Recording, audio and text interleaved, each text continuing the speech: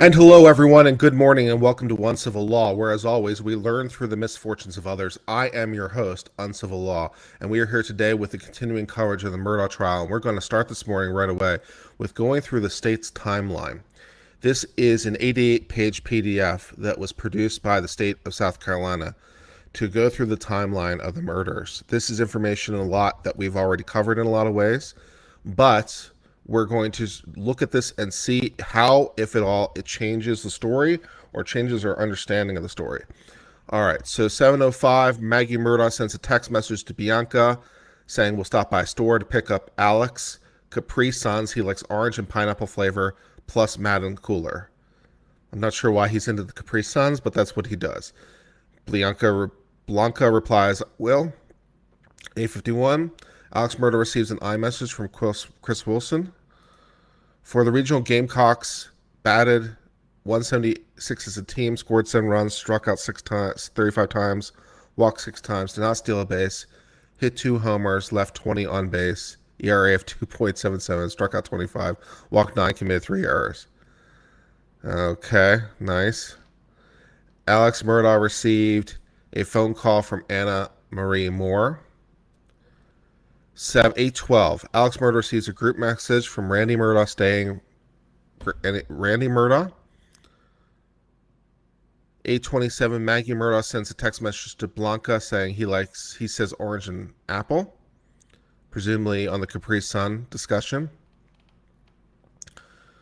All right, 9:51 or 9:01, Alex Murdaugh receives an incoming call from Earl Rowe.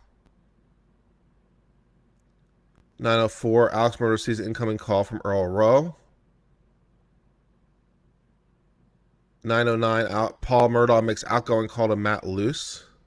9:10, Paul Murdaugh makes outgoing call to Nick Godley. 9:11, Paul Murdaugh receives incoming call from Matt Lukey.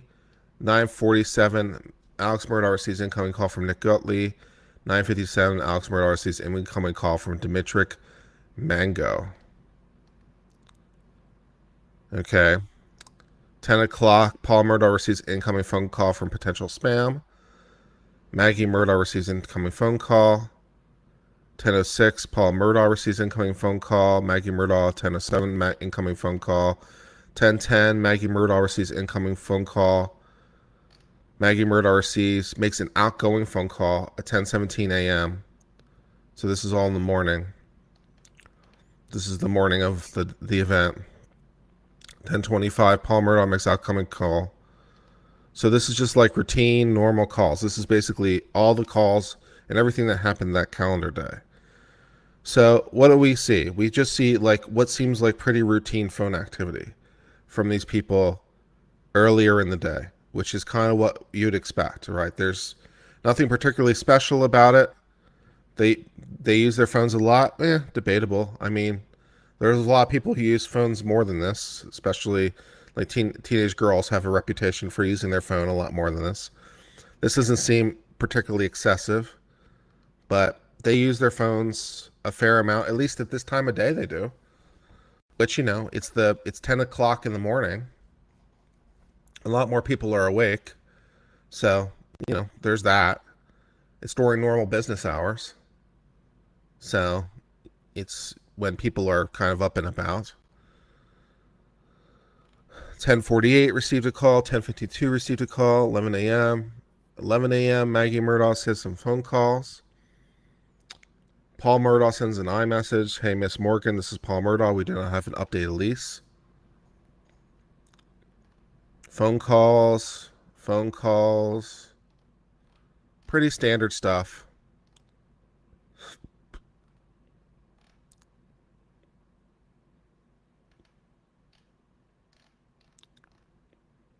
12 o'clock, Alex Murdaugh makes outgoing phone call to William Wiley. Okay. 12:19, Alex Murdaugh makes phone call to Buster. Alex Murdaugh Suburban arrives in Hampton. This is at his law firm. So he's at his law firm at 11 o'clock. Fine.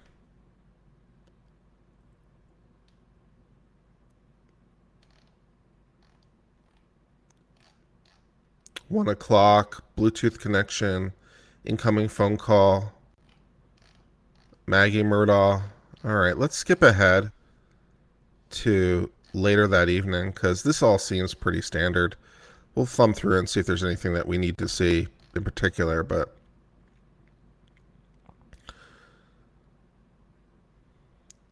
3:42, Maggie Murdaugh sends a group message to Marion and Mom about treatments that are needed. With respect to Alex Murdaugh's father, it looks like.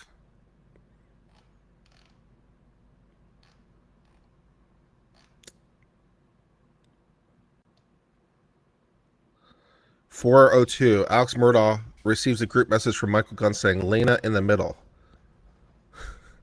Little bikini photo shared between friends. Okay. It's funny.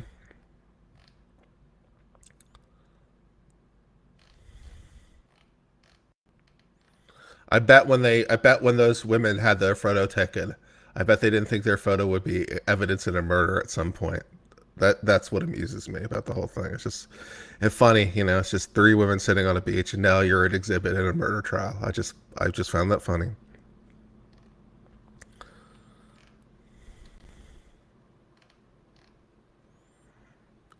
Outgoing phone call, incoming phone call. And we're showing all of our ability to try to determine where the phone calls are coming from based on tower arcs and stuff like that. So we can see where the towers are and we can see what directions various signals were seen in.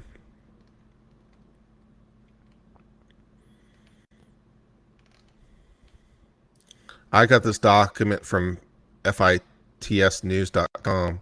I just searched Maggie Murdaugh timeline and found it fairly easily, so I just found it from a simple Google search. Just Google the title of the PDF, Murder's Timeline Full PDF. I'm sure you'll find it.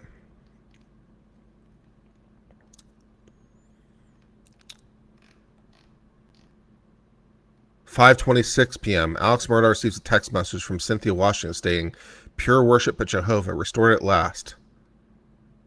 Okay. Nice.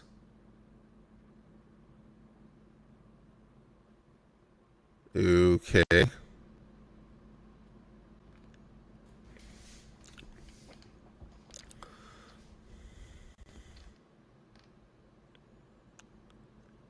Paul Murdaugh sends Robert Boyle a picture of a dresser. Exciting. 6 o'clock. Maggie Murdaugh shows a Wi-Fi connection to Xfinity. Paul Murdaugh calls Will Lovin. Some more cell phone tower logs.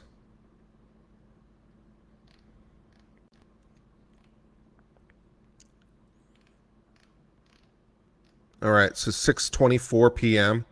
Alex Murdaugh leaves his law firm. Okay.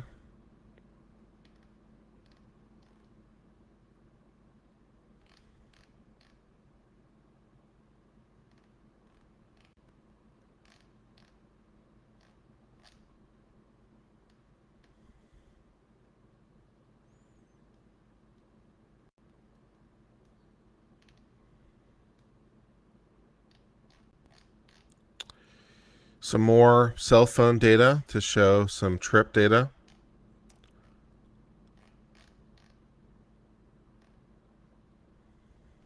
Show the cell phone moving along the way. Part of the journey. Fine.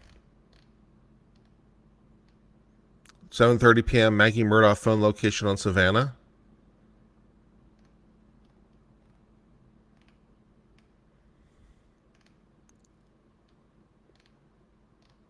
All right.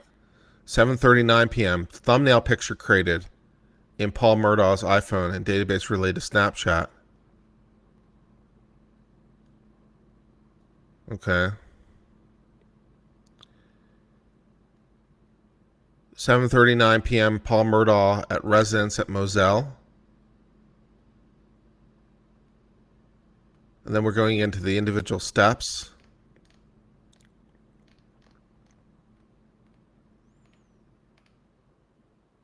(7:50 p.m.) 7:52 p.m. Paul Murdaugh's iPhone shows 7% battery life. 17 seconds after parking and 911 calls a little suspicious.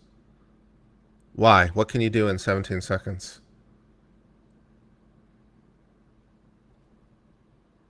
But okay.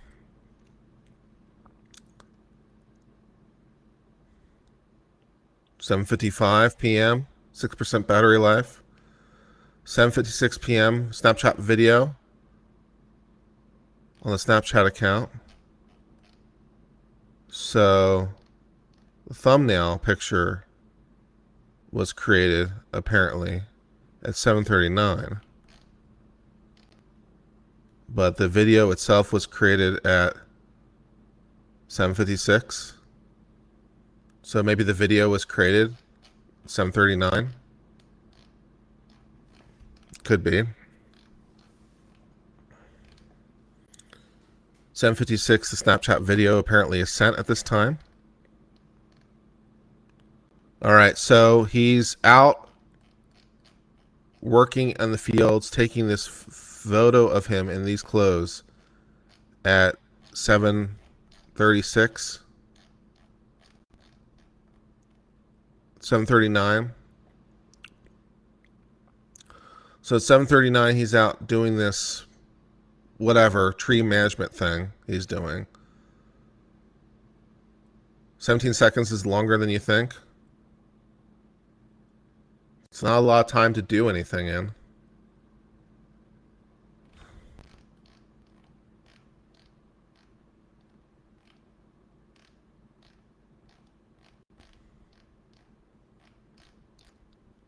Seventeen seconds is a long time if, I don't know, you're measuring winners in a race.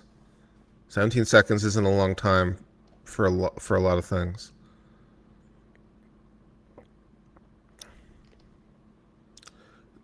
The Snapchat is sent.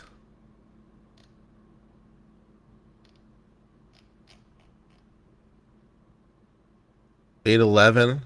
The phone is locked, apparently. Okay. In 17 seconds, I can do 10 burpees? I bet you can. Good for you.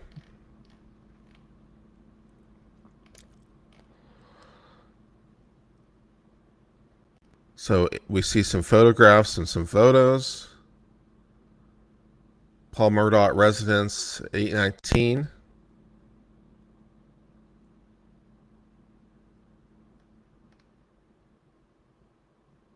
Paul receives a step message saying he's got the magic touch.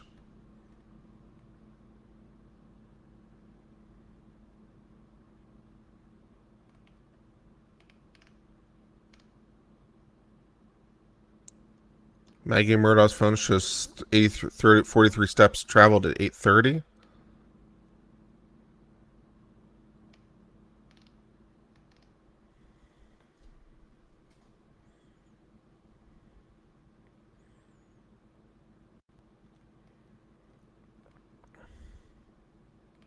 If you're having problems sending in a super chat, it might be because of the words you choose. Sometimes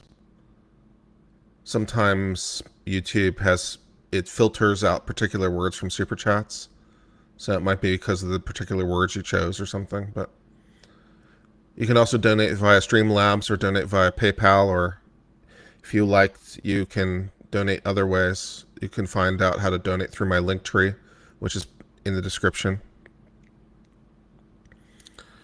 8:32, Paul Murdaugh's phone traveled.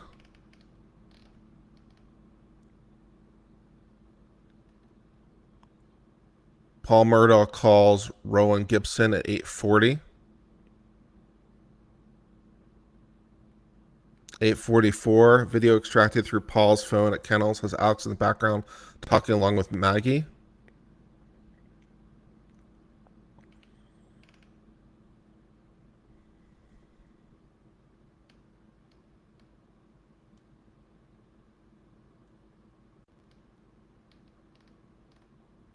8:48, Paul Murdaugh sees an iMessage.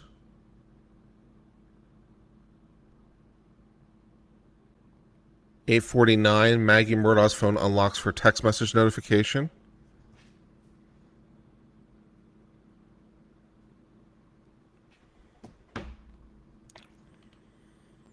So there's a long period of time here that her phone is locked, incidentally. Before, so like, she's not on her phone as much at this point in the day. So her phone is locked for long periods of time. So,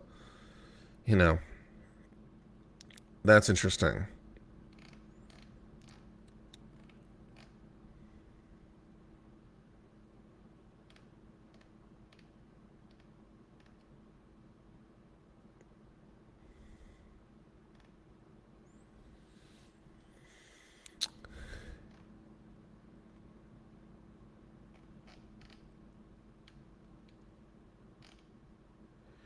(8:49 p.m.) Maggie Murdaugh's iPhone is locked. 8:53. Then we get into the phone orientations.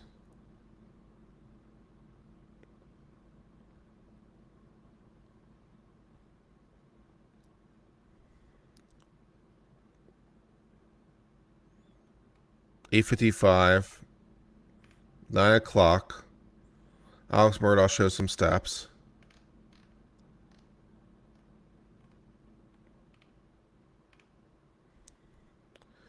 (9:04), Alex Murdaugh calls Maggie Murdaugh.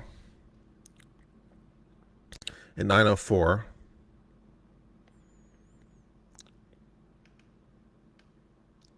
And at 9:06, he's on his way to Moselle.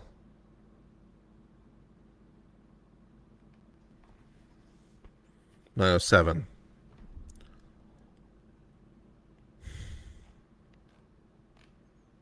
That's such a tight time frame.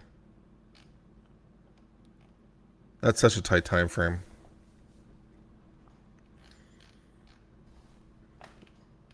16 minutes. That is a tight time frame.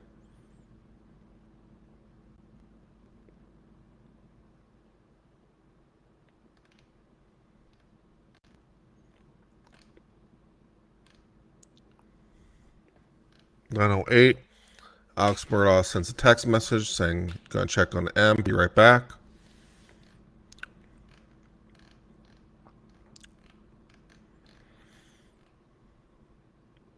Alex Murdaugh calls Marvin.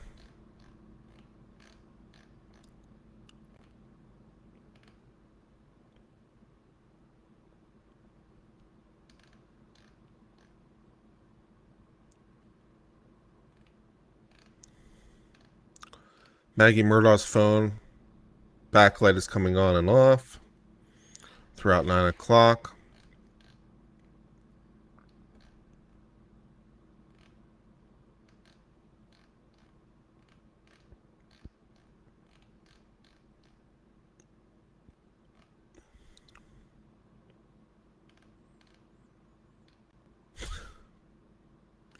Now we get into vehicle park status, true and false, through various times. 10:00, Alex Murdaugh's Suburban turns into Moselle. So he's gone for, 54 minutes? 53 minutes.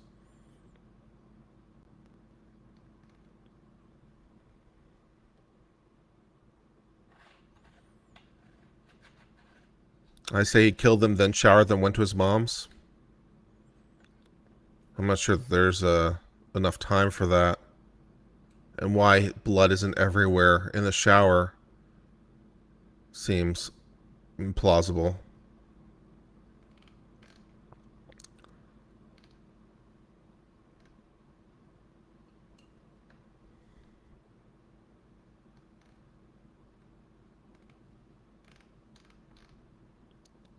Shows device connected to report. Arrives at kennels.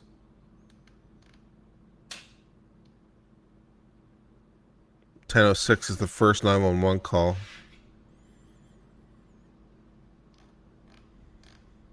hosed off outside first, there'd be blood outside. The blood would be on the ground.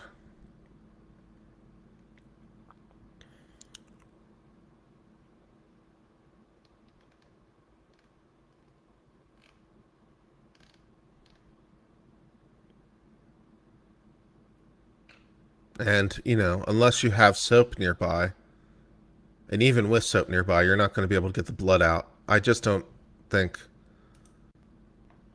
if you're trying to hose yourself off, hose this blood off of you, even if you happen to have soap nearby, I'm not sure. There was blood on the ground?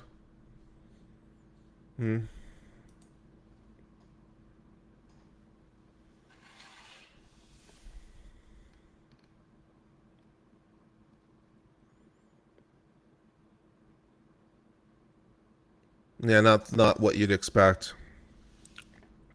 He hosed off in the grass. It's a lot of forethought. And then this phone call, and then everything else.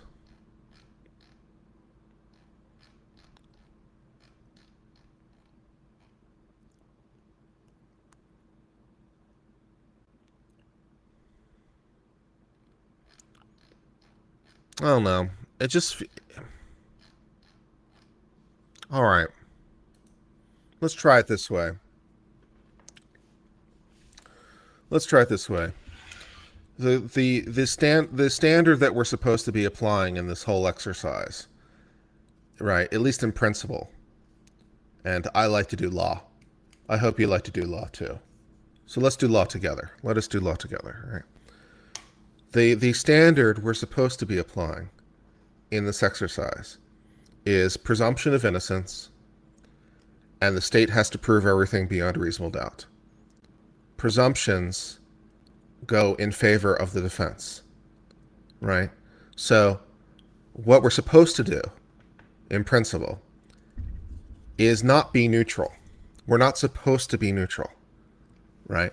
We are supposed to be biased towards the defense.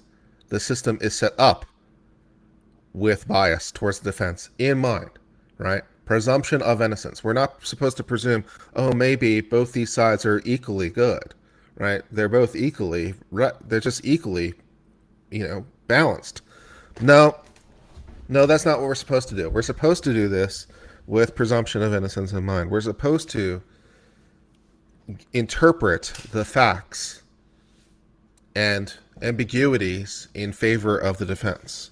Now, there's of course a limit to that proposition, right? Beyond a reasonable doubt. It's not supposed to be beyond all doubt. So we're not supposed to do this to the point of absurdity, but we're supposed to do this to the point of reasonable doubt. So the question is taking all the evidence that's available, at least the question for me. The question for me is taking all the evidence that's available, did the state prove beyond a reasonable doubt? To me, the answer to the question is no. Now, I'd like to take note here. This is not to say that I don't think Alex Murdaugh is involved in the murders. That's a different question, right? And this is one of the things that's important, at least in principle, when we're doing this, is we're supposed to remember which question we're supposed to be asking and what question we're supposed to be answering.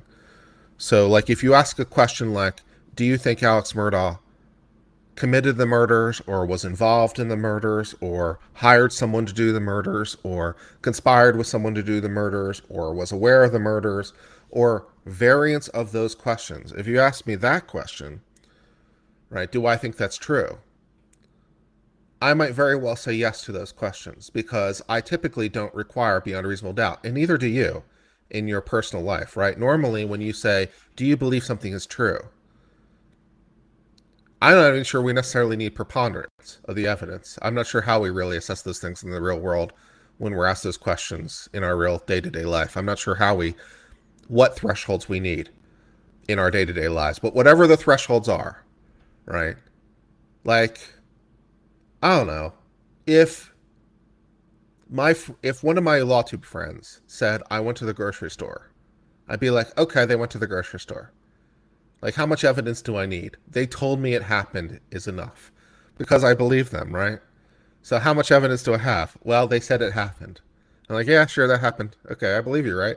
So like, I'm not even sure we need preponderance of the evidence because in normal day to day situations, because we rely on people and we use our common sense and all the rest of it, right? We use all these wonderful tools to draw conclusions on much less than reasonable doubt.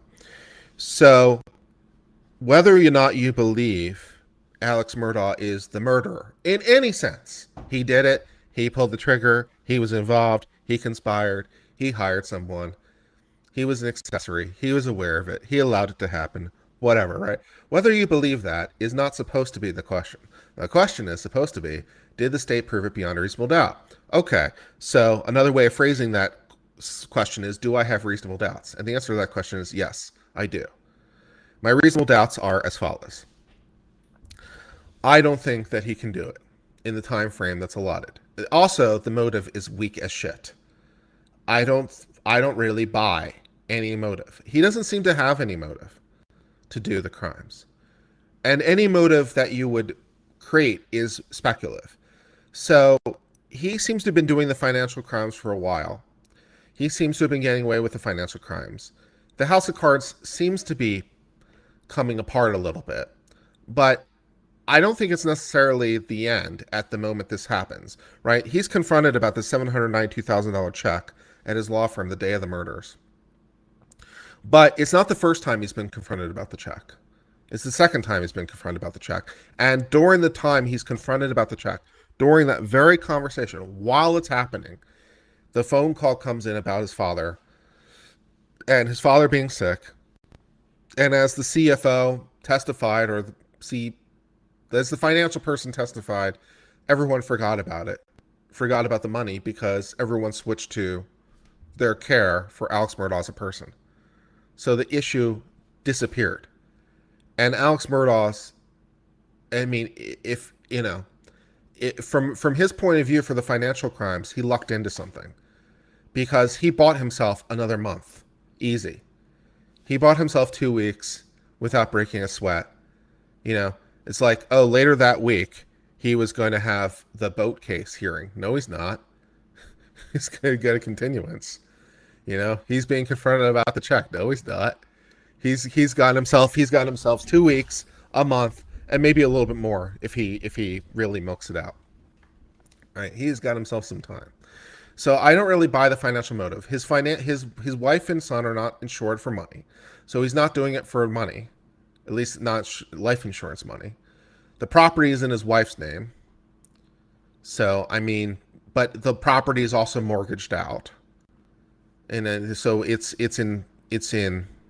not a great financial asset, but it's something, I suppose. But anyways.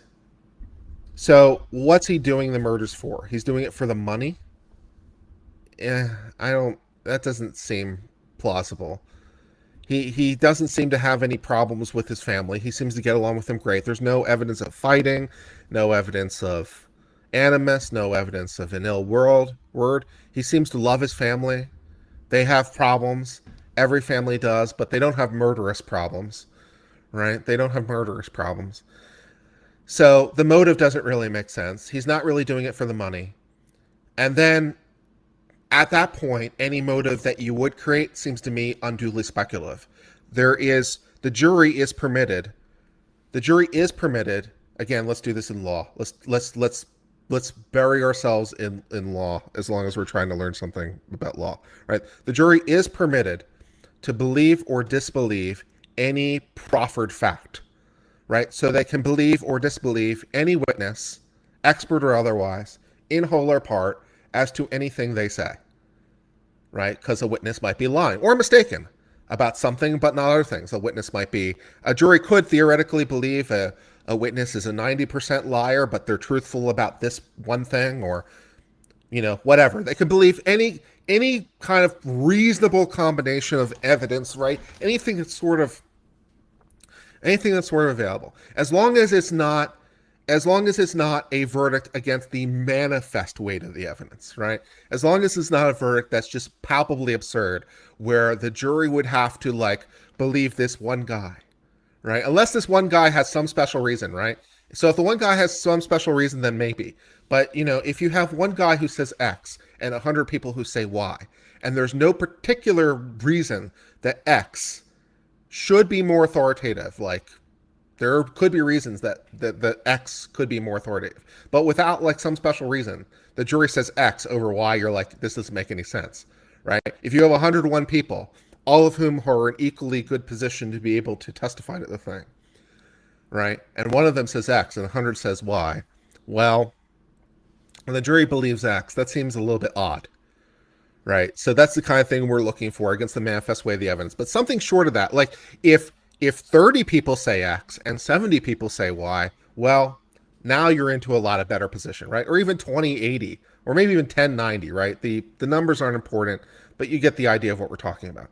Anyways, the jury is allowed to believe the evidence as they wish, and they're also allowed to draw reasonable inferences from the evidence, but they're not allowed to speculate.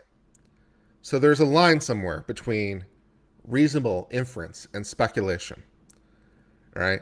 And so to my mind, speaking for me, to my mind, trying to infer any other motive is speculative. Like, did Maggie Murdaugh confront him about the financials? Did she confront him on that day? How are you getting to that? Where are you getting that from? This is just not available, right? Oh, he did it because she was threatening to report him. She did it because she was going to go to some forensic accountant and it was all going to become exposed. I'm like, you at least in my mind have moved out of the realm of facts and inferences into the realm of speculation. You have gone too far, my friend, in beyond the pale in this direction, right? So the motives the states has, based on the evidence that's in court, by the way, and anything outside of court, I literally don't care one bit, because if it's not in court, the jury's not supposed to consider it. Now, what the jury does in reality, I don't know. But once again, let's play law. Let's play what's supposed to happen, and then we can talk about what might really happen. But let's play the game of what's supposed to happen, right? So if it's not in court, it doesn't exist. So I literally can't be bothered to care about whatever podcast or documentary you heard or saw ever. Don't care. Don't want to know about it. It doesn't exist. Your documentary doesn't exist. Your podcast doesn't exist. It doesn't exist. Nothing exists except what happened in court. All that happened is what's in court. So if it doesn't exist in court, it doesn't exist. Pretend it doesn't exist because the jury's supposed to. Great. Moving on. So the motive doesn't really work, right? The financial crimes doesn't really work. There doesn't seem to be any obvious financial benefit to him killing his wife and son. There's no life insurance. There's some property, but it's hawked up.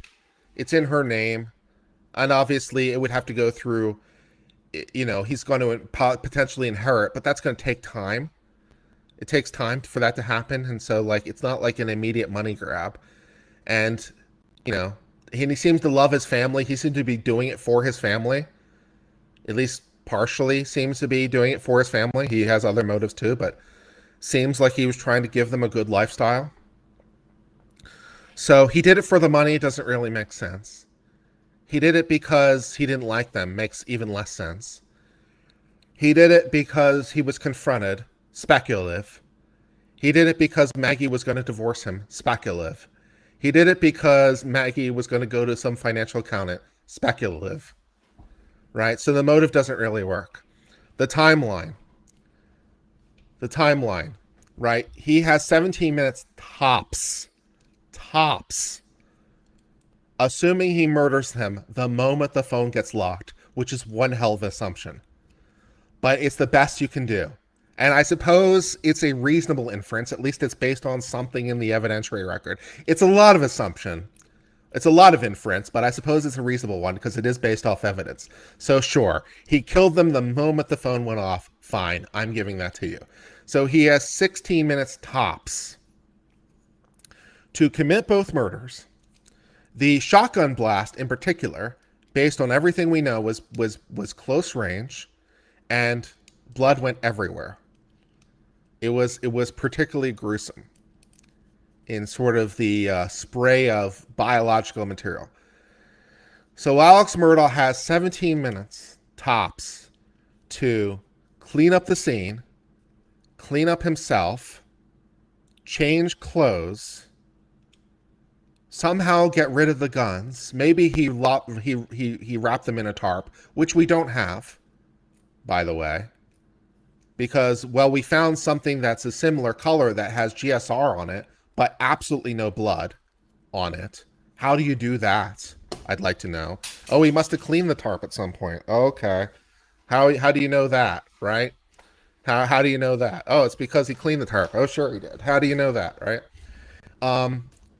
He wraps this in some sort of tarp, raincoat, whatever, in what would have to be a rush job. Shoves it into his car, manages to not get blood anywhere in his car, which seems like, you know, how? I mean, it's not like a Ziploc bag, right? It's not like a big sealed Ziploc bag. It's a tarp. So blood, as he's like traveling, doesn't manage to escape from the tarp, raincoat, whatever, and all the rest of it. I know. It's just like, you know, it's a lot. It's a lot. I think I'm missing the trial now because I've been talking for a while. So, yeah. Let's, it just seems like a lot. Seems unduly speculative.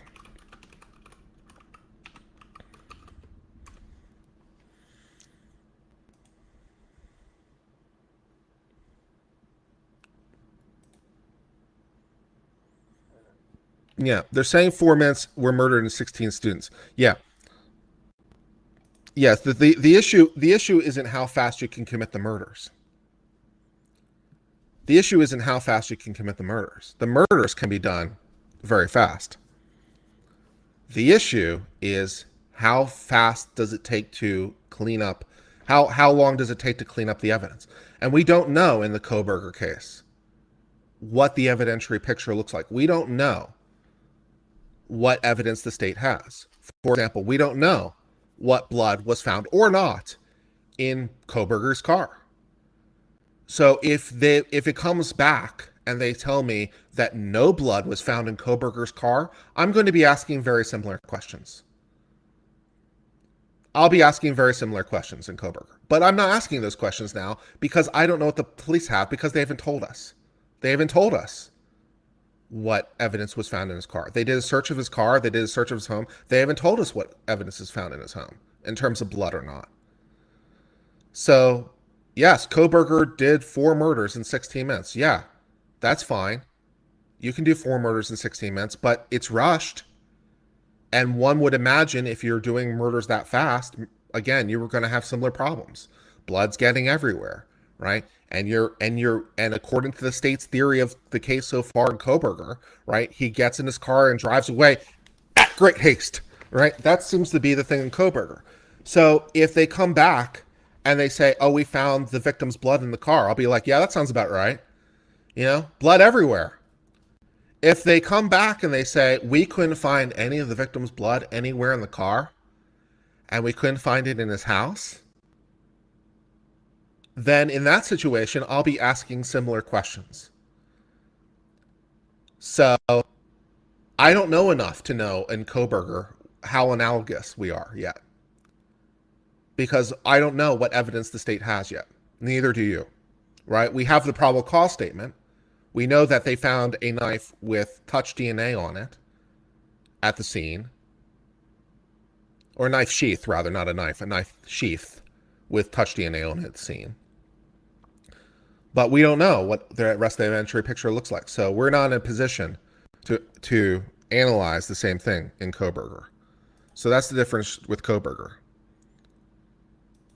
So if they come back and they say, we found blood in the car and found blood in his house, I'll be like, yeah, that sounds about right. It's the blood of the victims? Yeah, he probably did. That sounds pretty good. If they come back and say, we couldn't find any blood anywhere, we're going to be in a very similar universe. So we'll see how it pans out.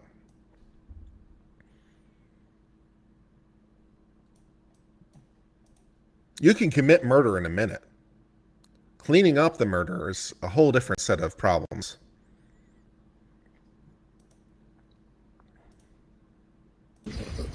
A person with a similar name to our lawyer witness, and it was someone else by the same name. In your interest, your instance, it's your name and your picture. So, retweet the article.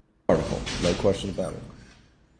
yeah, well, I've been reviewing Rule 3.6 regarding that, and so yeah, I'm having a lot of trouble because we're a lot further along in the Alex Murdaugh case, right? We know the state's full evidentiary picture. Specifically state that right? We don't know it for Koberger yet. Prohibited from. So we have no clue what the evidentiary picture looks like in Koberger. We're not in a position at this time to assess the state's ability to make beyond a reasonable doubt. We're not in a position to make that decision yet. Actively participating in, I think it goes against the spirit of the law, of the rule, and it doesn't pass the field test. So that's. And if you could be so kind as to please remember to retweet out the link, the pinned comment for those of you who have the Twitters, I'd appreciate it. You should not post or repost anything that would give me or the general public or hopefully never land in the hand of the juror who,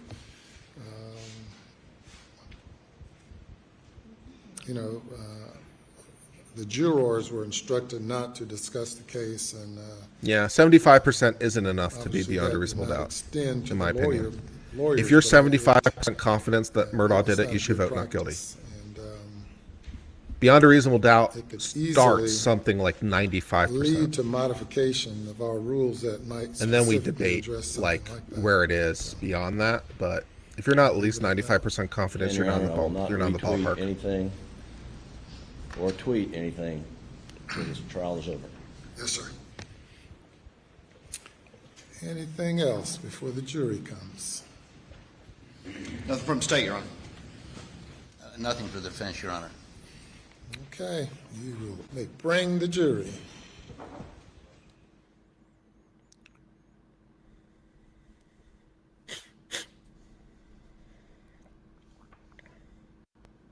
I don't know anything about this Twitter thing.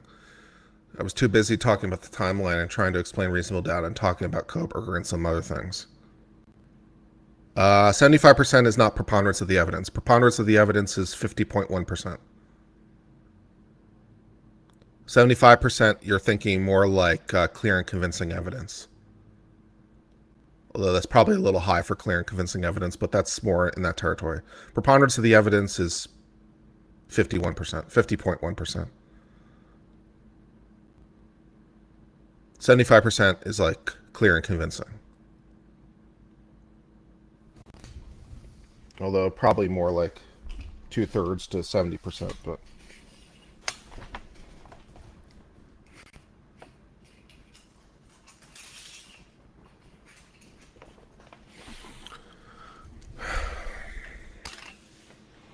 Good morning. Day number 21. Now the defense's case. As you all might know, one juror. I don't think I will, Theresa, but thank you very much for your comment. I think I'll talk whenever it pleases me.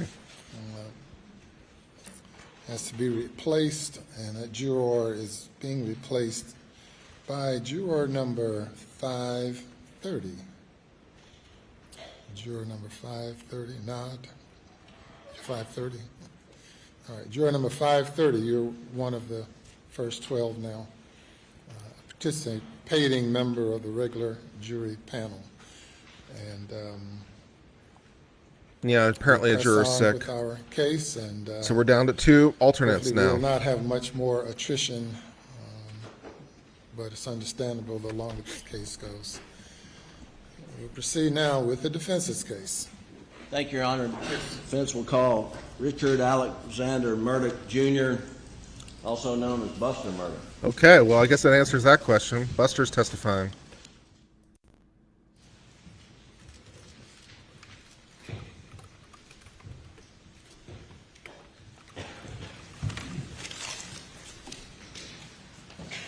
Raise your right. Do you swear or affirm the testimony you give today will be the truth, the whole truth, and nothing but the truth, so help you God? Thank you. You'll have a seat up on the witness stand. I just want to say Just for the clear record the that his hair microphone. is awesome. And if you'll state your full name and spell your last name. Richard Alexander Murdaugh, Jr., Murdaugh. I go by Buster. Mr. Murdaugh, is your father sitting over here at the defense table? Yes, sir. Tell the jury a little bit about yourself. Where you born, where you raised, where'd you go to school? Right. So my name is Buster, 26 years old. I live in Hilton Head Island, South Carolina. I was born in Savannah and lived in Beaufort for about 2 years when I was a little child. We moved to Hampton in about 2000, and I grew up in Hampton, went to Wade Hampton High School, and after high school I went to a small college in Spartanburg called Wofford. You're in Wofford. I know the college well. Is your mother Maggie Yes, sir. and your brother Paul? Yes, sir. When you moved to Hampton, do you remember how old you were when you first moved to Hampton? Three or four. Okay. And did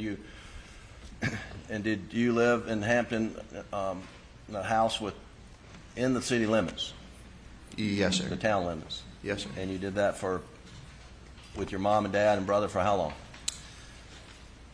For around 20 years. Right. What schools did you go to coming up through in Hampton County? What did you go to grade school? Went to Ben Hazel Primary School, Hampton Elementary School, North District Middle School, Wade Hampton High School. Okay. And as you were growing up, what were your interests? Sports, playing sports, doing things outdoors, hunting, fishing. You went to Wofford? Kick ass. And was your father involved in those interests with you? Yes, sir. And was your mother also? Yes, sir. And in what way? Well, my father coached every Little League team I played on up until I started playing for the schools in which had a coach. And what about Paul? What were his interests growing up? Paul's interests were outdoors, mostly, hunting, fishing, playing around in the woods. Right. Did he also play sports at times? He did. Yeah, he played basketball and baseball. Did your dad coach him as well? He did. And would your parents attend all of your and Paul's sporting events as you're growing up? Every game. And it was a rarity for them to miss one, and then if they had to, they would call and explain. And Right. And at some point in time, did your parents buy this property off Moselle Road? yes, sir. Do you remember roughly when that was? Right around 2012, I think. I would have been a sophomore in high school. And when that property was 2012, you were a sophomore in high purchased, school? I feel did you old. move out to Moselle, or are you still living in Hampton? So we had a house in Hampton and also purchased the property at Moselle, which had a house. And for the beginning stages of owning Moselle, Hampton was still working as our primary residence. But I believe it was Hurricane Matthew, or one of the hurricanes came through and blew a bunch of pine trees over on the house. So it had to get work done to it. And from that point, we moved out from Hampton to Moselle. How old while is the the house was sophomore? getting fixed, and Let's see, that's more or less, it just kind of, it never transitioned 10th back to grade, Hampton. It 15. just Almost like Moselle became the primary residence. And during this 15, time, 16. did your family also have As a a house at sophomore. Eddystone? Yes, sir. How frequently would you stay at the house at Eddystone? Very frequently during the summertime, Okay. almost every weekend. And when your family essentially relocated to the Moselle property, making it primary residence, were you still living at home in high school, or remember how old you were at that point in time? Yeah, I'm sorry, Jim, will you say that again? Were you living at home at that point in time? Was that while you were still in high school or? Yes. School? You remember when you transitioned to Moselle and started staying there basically full-time during the school year? So when I was still in high school, we were living in the Hampton house, and then I'd gone off to college. Okay. Which is when the stuff happened, and they moved out to Moselle. So I was living at college. And when did you go off to college? 2014. Okay, so sometime after around 2014. How's the relative volume levels family working, by the way? Are we relocated happy to with those levels? Moselle for the most part That's right. because of the hurricane. Does court need to be any damage? louder relative to my Tell the volume jury level? a Try to little get bit about set the correctly. Moselle property. I know they've heard a fair amount, but I think you Right, probably volume know was it better good, than excellent. anybody. Yeah, so the Moselle property it's roughly 1,700 acres. Excellent, And very good. a lot of that And the microphone is working good, which really means not that even that sound accessible. setting It's is a lot of working swamp properly, lands, so that's good a lot news. of stuff that you just, no road So systems hopefully the or computer anything won't like crash, that, and then but we'll just be happy. a big portion of it is has road systems and everything, and it's a big property. It's broken up into several different parcels that border each other, and we have 20 some odd deer stands, dove fields, duck ponds, just all over the property. So What type of hunting did you and your brother and your father do at Moselle? everything: deer, duck, quail, dove, hogs. You have a duck pond? We have a duck. We have a duck pond. Okay. And the hunting was, did you have a lot of friends come out and hunt as well? Yes, sir. Okay. Now the jury has seen a aerial view of the property, and there's a main house. Do you think Chicken is the there's real murderer? Shed, kennels, and then there's a house sort of right on Moselle Road. What do you call that house? That's the cabin. The cabin.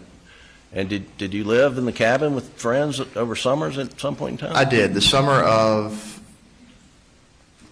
my sophomore year, after my sophomore year, me and two of my buddies lived in the cabin. Okay. And who are those buddies? Nolan Tootin and Rogan Gibson. Okay. And the so we can get more of this. We've heard about hogs and pigs on the property. Can you tell the jury a little bit about that? About the hogs? Yes, sir. We had a lot of hogs, and if you don't know, hogs are very destructive to a piece of property. We plant food plots for the deer, plant the fields for the doves and the ducks, and they basically go through and ruin it all. So given the high population of hogs, we would frequently go out and hunt them, try to cut the numbers down a little bit. Did what kind of guns did you have there at Moselle? We had a lot of guns. Do you have shotguns? We did shotguns, Do you have 12-gauge shotguns? 12-gauge shotguns, 20-gauge shotguns, 16-gauge shotguns, 28-gauge shotguns, Right. And No how many 410 though? type rifles did you have on the property? a lot. Can you just name some of them? Yeah, 270 short mag, 7mm 08, 308, 243, 223, 300 Thank you for your kind blackout. super chat. Appreciate it. And what type of ammo did you keep on the property?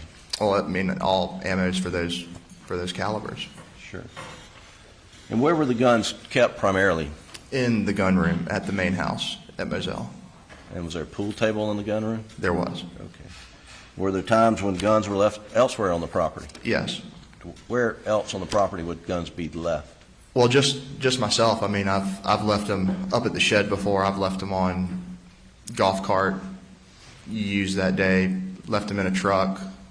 Guns everywhere, baby. I leave guns everywhere. I like Not always guns. find I their way keep them back to the gun everywhere. room.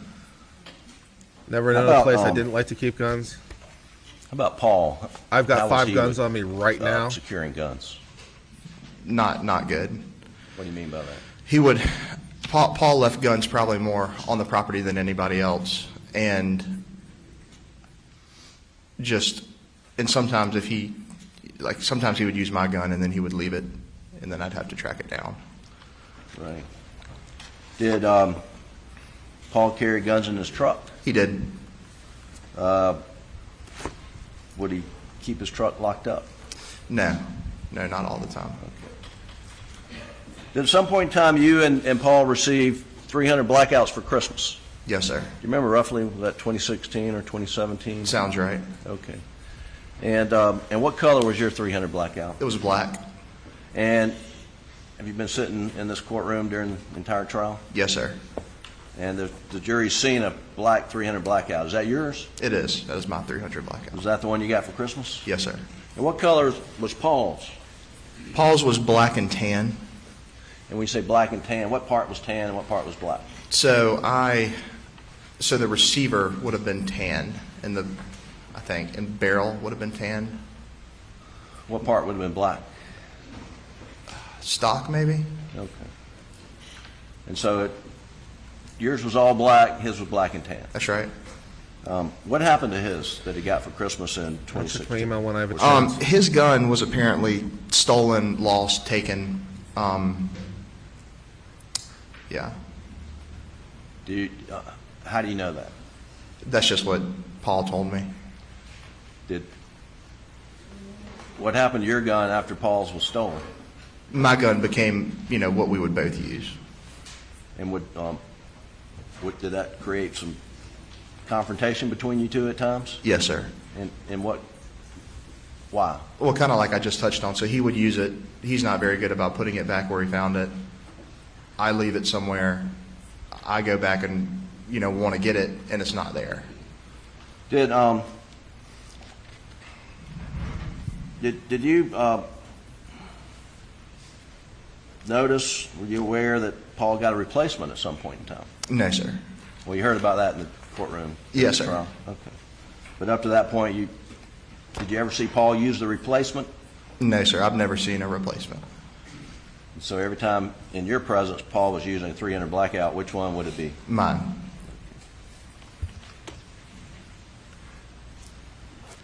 There's, I'm not going to pull these guns out, Buster, but there's been discussion, and the jury has seen a 12-gauge Benelli with a Mojo sticker on it. Whose gun is that? That's mine. And what's Mojo?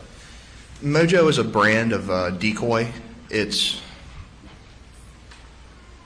basically what it is it's, say you buy a wood duck Mojo and it sits on a pole, but the wings are motorized, so it's to replicate, a more alive duck. And why's your Benelli have a Mojo sticker on it? Because I bought a Mojo decoy, and in the box it came with a sticker, and I put the sticker on the gun barrel. And so that way that's your gun. That's right. Well, Mojo just got their free believe the advertising evidence budget. in the case is Mojo that decoys. For all your Mojo decoy Benelli, needs. when it was seized, was loaded. Did you frequently put the gun away loaded? Yes, sir. Why?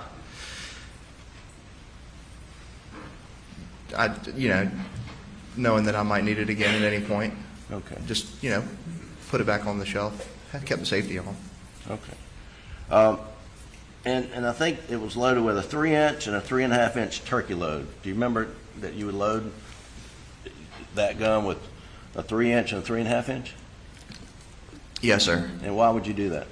I do that because when I go turkey hunting, the goal is to, get the turkey close to you and shoot it in the first try. But if I were to miss and the turkey goes running away and I try to shoot it again, I put a bigger shell, larger shell, behind the smaller one for that purpose. Okay. And that's something you commonly did? Yes, sir. Did you ever load in a If Duck Dynasty mentioned 12 it in gauge, this 20 trial, gauge, 28 gauge? why don't we call the Duck Dynasty people buckshot as experts on followed by shotguns? a That'd be birdshot? good. No, sir. I've never done that. Have you ever known anybody to do that? No, sir. Do you know of any reason to do that? No, I can't think of any reason to do that. And specifically, have you ever loaded in any gun a buckshot followed by dry lock steel waterfowl pellet? I have not. You know anybody to do that? No, sir. You know any reason to do that? No, sir. And you ever seen any guns on your property loaded in that fashion? No, sir. Buckshot with some sort of bird shot right behind it? No, sir.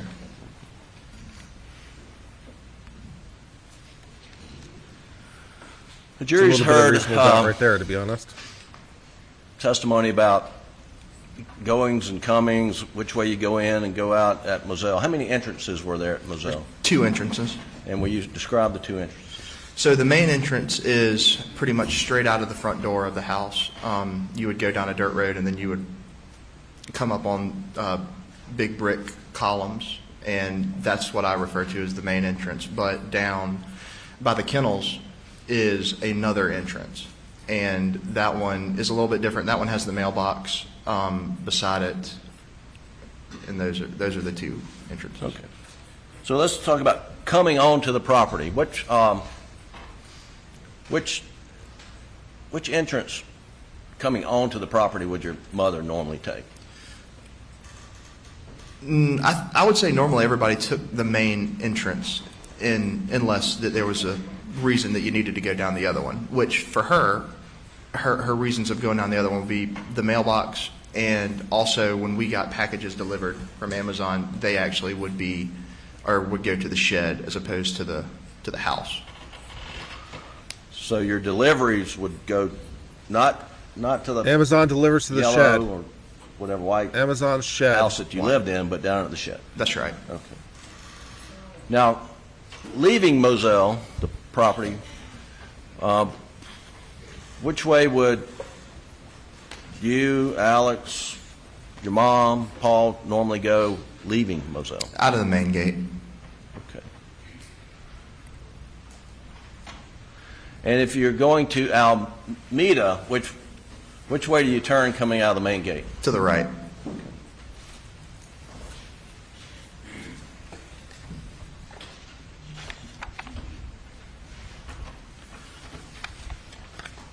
Amazon delivery driver did it. That could be it, yeah. Got a package for you right here. Shh, shh. The in 2020, 2021, Special delivery, Amazon. during the summer months, where did your mother prefer to stay? At Edisto. And where were you staying, say, in the spring, summer of 2021? Where were you living? Spring, Moselle. And then summer, where'd you move to? Or, I was down at Edisto a lot in the summer. okay.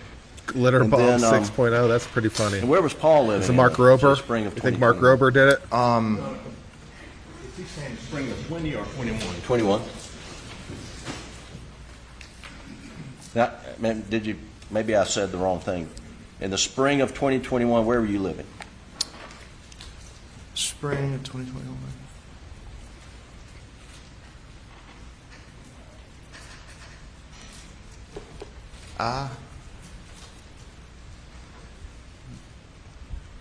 Did you have an apartment in Columbia? Yes, I did have an apartment in You Columbia. split time between Columbia and Moselle, Yes, sir. and you have a girlfriend? Yes, sir. Okay. And then in the summer of 2021, well, in June, where were you living? Between Columbia and between Rock Hill. Okay. And who lived in Rock Hill? My girlfriend's mom. And then in the spring up through June of 2021, where was Paul living? In Columbia. He had an apartment in Columbia? Yes, sir. And was he enrolled at University of South Carolina in the spring of 2021? Yes, sir. Okay, and then once school got out, Is you it know where true that Paul you cheated relocated in to? law school? Anywhere? No, Is it not true exactly. that I know you that. are damn cheater. Liar.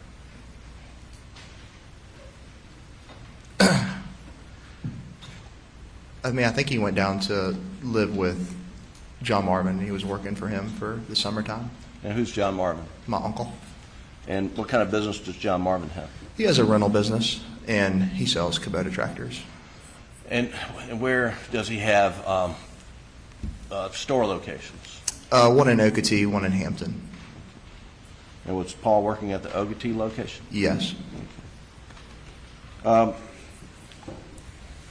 Just sort of backing up, did you and your dad and mother and brother Paul do a lot of things with your mother's family, the Brandstetters? Yes, sir. What type of things would y'all do? Well, we gather every holiday, and other than that, we would do trips together. We would go down to Key West, go over to my Aunt Mary and Uncle Bart's lake house, river house, just Right. stuff like that. Take trips, family trips. And I'm just going to pull up on the screen, Doug, Defendant's Exhibit 122, which is in evidence, Your Honor. And Buster, take a look on the screen, and I believe your Aunt Marion testified about this. Can you tell the jury what this photo is? Can the prosecution bring This is a it to photo the of me jury? and my brother and my mom and my dad. And was this taken in, I think, May 21? You were up for a baby shower, is that right? Yes, sir. And where was this? So this is this is at Lake Kiwi in a community called the Reserve, Okay. And y'all are visiting with whom? with my aunt and uncle, Aunt Mary and Uncle Bart, And for what purpose? for my oldest cousin's baby shower. All right. And was events like this unusual or No, fairly sir. frequent? They're common. And was your father close with Maggie's dad, your grandfather, Papa T, as it's been heard in this, it's been known in this courtroom? Yes, sir, he was. And what kind of things would they do together? They would do a lot together. For a long time, there was my grandfather had a camping trip, and Papa T frequented the camping trip. He liked that. Dad and Papa T would go to Carolina sporting events together, play golf together. And did you spend a lot of time with your dad and your grandfather, Papa T? Yes, sir. You play golf with him? Yes, sir. We'll get to that in a little bit. And let's talk about your dad's side of the family. Was it a close-knit family? Yes, sir.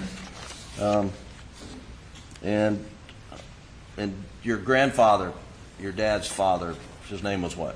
Handsome. Handsome. And that was a nickname, I think? Yes, sir. It's what grandchildren called him. Everybody- Well, it started as grandchildren called him, and then all of our friends started calling him that. But that was Randolph Murdaugh? Yes, sir. And then your grandmother's name, Libby? Yes, sir. And they lived close by, is that correct? That's right. Where do they live? Almeda. And in relation to, I guess, Hampton, where's Almeda? So straight down 278, like you're going to Yemassee. Okay. And how far away is it from, say, the law office of PMPED to your grandparents' house? Right. Roughly how far is that? 10 minutes. And how far of a drive would it have been from your house in Hampton? I mean, roughly the same. Right. And you know roughly how far of a drive it would have been from the house in Moselle? Probably more like 20. 25 maybe. And did you and your mom and your dad and your brother Paul spend a lot of time with the Murdaugh side of the family? Yes, sir. And what would y'all do together? Similar stuff, obviously gathering during the holidays, various things like that. We would take trips with that side of the family as well. Get out everybody, rent a big house, meet up on the water on the weekends. Just a lot of stuff going on with that side of the family as well. And so I guess let's go back and, well, let's identify on your dad's side of the family. Did your dad have brothers and sisters? Yes, sir. Who are they? John Marvin, Randy, and Lynn. Okay. And then John Marvin, Randy, and Lynn had children, did they? Yes, sir. So he had a lot of cousins? Yes, sir. And families would get together, those cousins and aunts and uncles? That's right. Okay. And was there property down on Chichessie that y'all would spend time at? Yes, sir. That was the family river house, Chichessie. And where is that located? So it's located in Okeechobee, Waters Avenue. off the Cheechesee River. Right. It's pretty desolate. The, in the spring, in May and June of 2021, what was your grandfather Handsome's health condition as you knew it? Not good. He wasn't in good health. What do you understand his health problems to be? I understand he had cancer, and I understood that, he was having a pretty big battle with it. And what was your grandmother, what'd you call your grandmother? M. Yes, sir. What health issues did she have in May and June of 2021? She has Alzheimer's. And would your dad frequently check on Handsome and M? Yes, sir. Would He you go with your dad to check on Handsome and M? I would occasionally go with them too. Yes, sir. Okay. And what times of day would you go with your dad to check on your grandparents? It could have been any time. Went over at lunch a lot of times. Went over in the evenings a lot.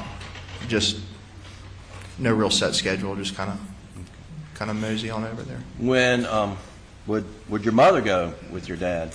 She would, not regularly, but she went. Would Paul stop in and check on your grandparents? Yes, sir. Was that fairly regularly for something Paul to do? to your Yeah, knowledge? Paul would do it regularly as well.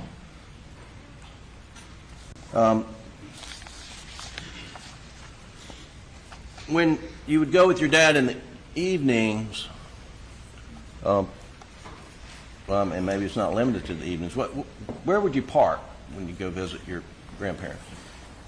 For the most part, just like a ordinary afternoon visit, park in the garage, the carport. But if we went over a little bit later, then we would pull around to the back side of the house and be able to enter through the back door. Okay. And what's at the back side of the house? So when you walk in the back side, it's like we call it a sunroom, but it's a dining table. It's got a TV in there, and then that is right next to the kitchen. And then if you're in the kitchen and you go to the right, then that's where my grandparents' room is. Okay. Doug, if you could pull up page 38 from State's Exhibit 524, please, that's in evidence.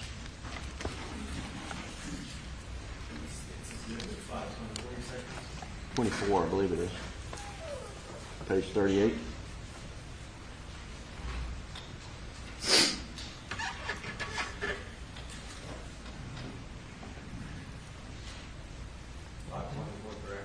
Yes. Pretty interesting so far.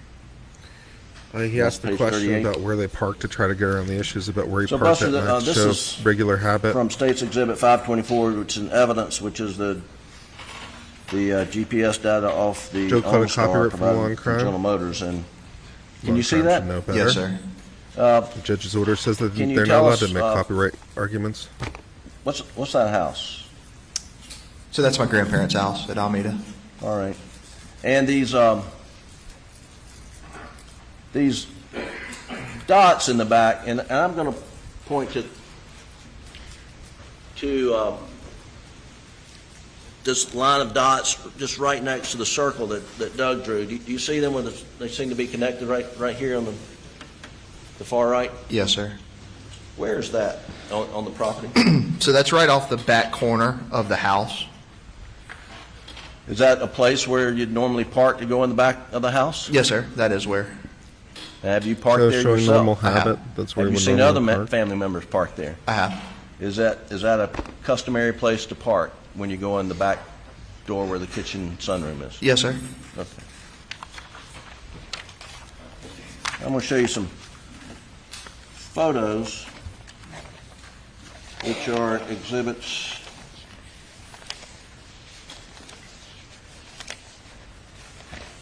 130 to 136.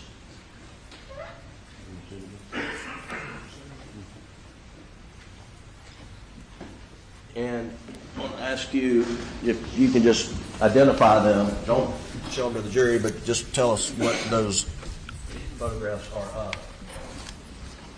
No problem, DL. I'm glad to be here.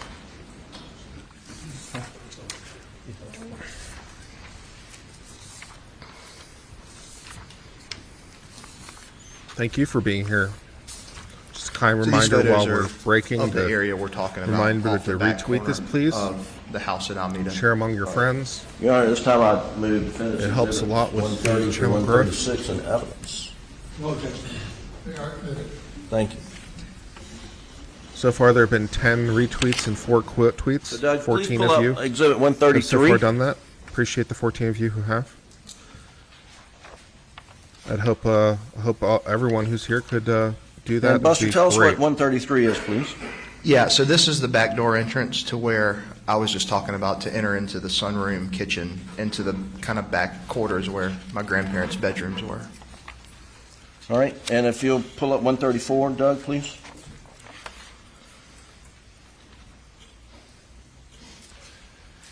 And what's 134?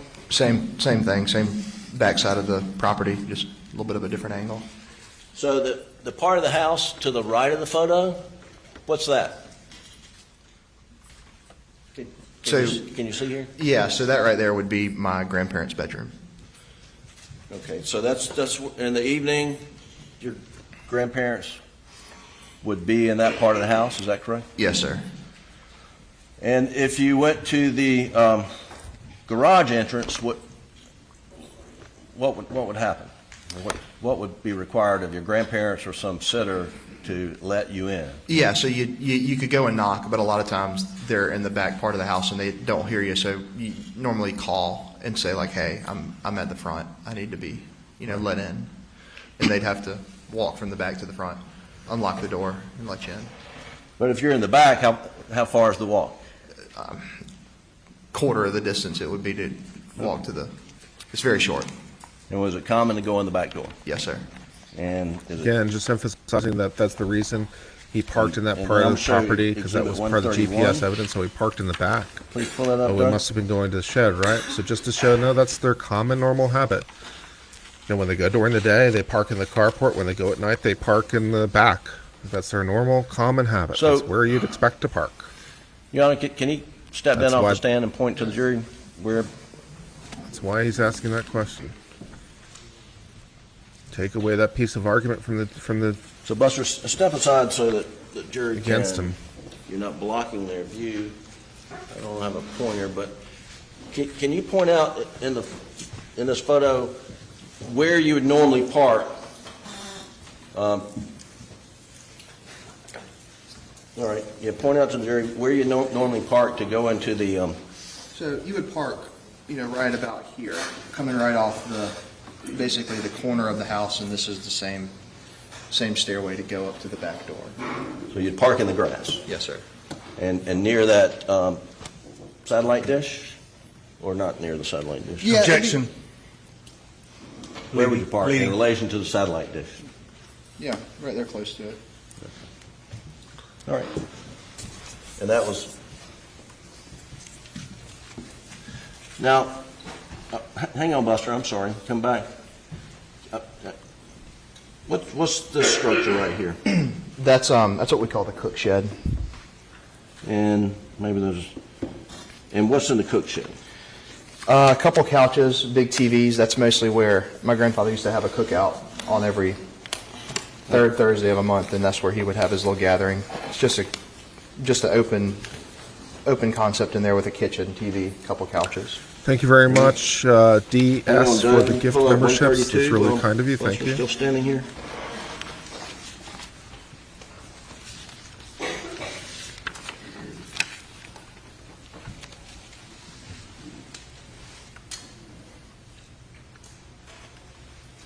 Buster, what's this structure to the right of as you're looking at the cookhouse? It's an old shed. Okay. Now, roughly, what's the distance between the cookhouse and the cook shed to where you'd normally park to go in the back door?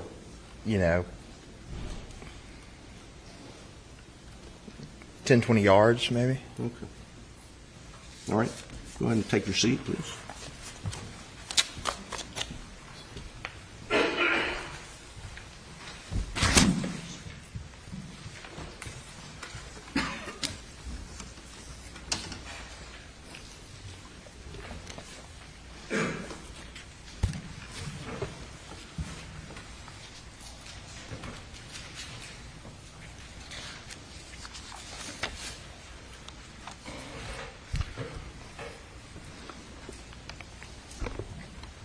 Buster, how often would you speak with your mom and dad on the telephone on a daily basis?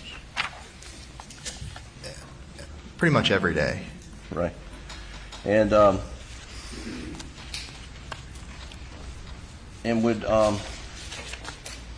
would you be with your dad when he's talking to your mother? Yes, sir. I guess can you give the jury some sense of how frequently, as a family, y'all would engage in telephone conversations daily? Yeah, it was very frequent. I mean, I spoke to my mom every day, multiple times a day, and the like for my dad and for my brother too. And that's just me. And I know it's like they're all talking to each other too. Just a lot of conversating throughout the day over the telephones within the family. Okay. So, Doug, I'm going to pull up State's Exhibit 520, which is in evidence, and this is the Rudowski extended or extensive timeline, not the condensed version. State's 520, and if you'll go to page 14, please.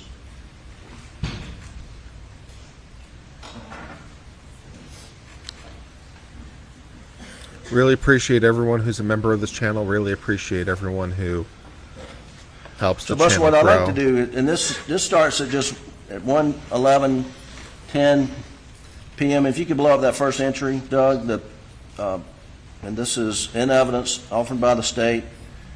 And I just want to go through Laterra? some of these again. So at 1:10, this document says, Paul Murdaugh misses a phone call from Margaret Murdaugh.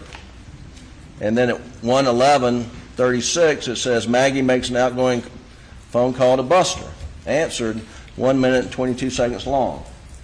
Do you have any independent recollection of this particular phone call? No, sir. Okay. But if you keep working your way down, at 1:19, Doug, there's another entry. It says, Paul Murdaugh makes an outgoing phone call to Mom. You see that? At 1:19. Yes, sir. And then if we'll go down to, well, so I guess let's just stop there. Is it frequent that your mother would reach out to you and Paul during the day? Yes, sir. Okay. And if you'll go down to 1:41, please, Doug, at 1:41, 33 seconds. And you see Maggie makes an outgoing phone call. Thanks, Near to David. I Buster. appreciate You see that. that? At 1:42, I'm sorry. Yes, sir. And then right before that, at 1:41, it looks like Maggie makes an outgoing phone call to Alex, and not answered. Do you see that? Yes, sir. And then if you go right below that, it says 1:42:43, Maggie makes an outgoing phone call to Paul. Now, you see that? Yes, sir. Well, anything unusual going on this day, or is this sort of how life was in the Murdaugh family? No, this was normal. This was the way we communicated. Okay. That's And what I then would if you'll think, go too. to page 15, Doug, at the bottom, at entry 1:52:39 p.m., says Maggie Murdaugh makes outgoing phone call to Buster, answered at 1:19. So here's another call from your mother. Is that right? Yes, sir. Not unusual, was it? Not unusual. All right, then page 16, at 1:55:40, if you'll take a look, blow that up, Doug, says Maggie Murdaugh received an incoming phone call from PA Alex Murdaugh. Answered 6 minutes and 18 seconds. And that was your dad and mom apparently talking, correct? Yes, sir. And then right below that, at 1:56:18, there's some instant messages to you about some medication. Do you remember what this might be about? Yeah, so this was about, I take a medication called Dupixent, which is a self-given shot. And I was up in Rock Hill, and I needed to get the medicine delivered to this address here on the screen. Okay. And that's what we were talking about. She was, calling the pharmacy to get it redirected to that address. Normal day, is that right? Yes, sir. All right. Doug, if you go to page 19 at 3:24:20 p.m., excuse me, I'm sorry, 3:24 35. Alex Murdaugh received an incoming phone call from Buster. 518 seconds. Sitting here today, do you remember what the phone call was about? No, sir. I don't know specifically what it's about. But just normal Yeah, just, day in the life of Buster Murdaugh, that's right. talking to his parents. Yes, sir.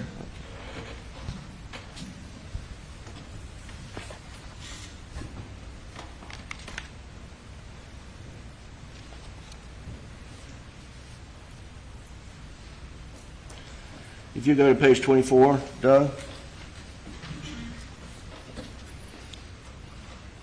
At 4:42:56 p.m.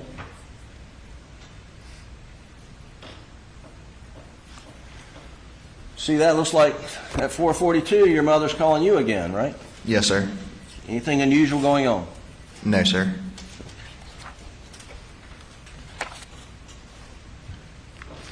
And then if you'll go to page 26, Doug, at 5:16:25 p.m. And there's an entry that says Alex Murdaugh calls Buster Murdaugh. Do you see that? Yes, sir. Looks like a 6-second call. Do you remember what that might be about? No, 6 seconds could be a butt dial.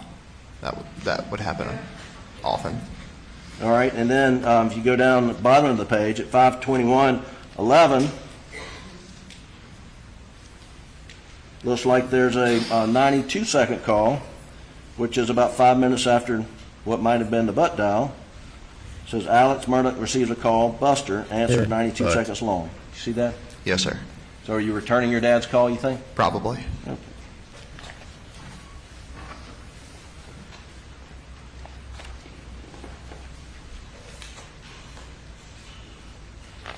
I appreciate you And I'll being here, just carry Dean. through. So far, the state's I Well, apologize. So far, the defense's case No, is a if lot you'll- more interesting than the state's you'll go to case, at least page the way it's starting. 32 So it makes it a At little bit easier to pay 6. attention to. 52:13 p.m. State please. started so weak. It's like there's got to be a better way to go about what they did than the way they did it. Pull that up.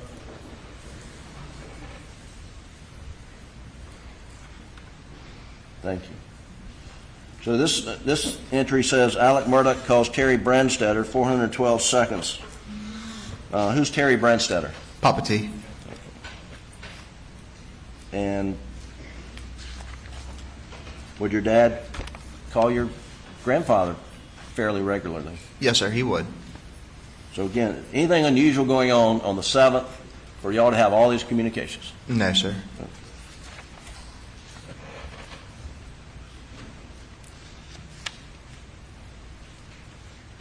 And then we'll jump to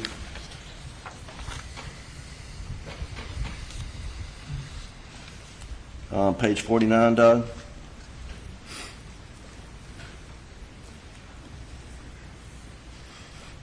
And if you go to 908:58,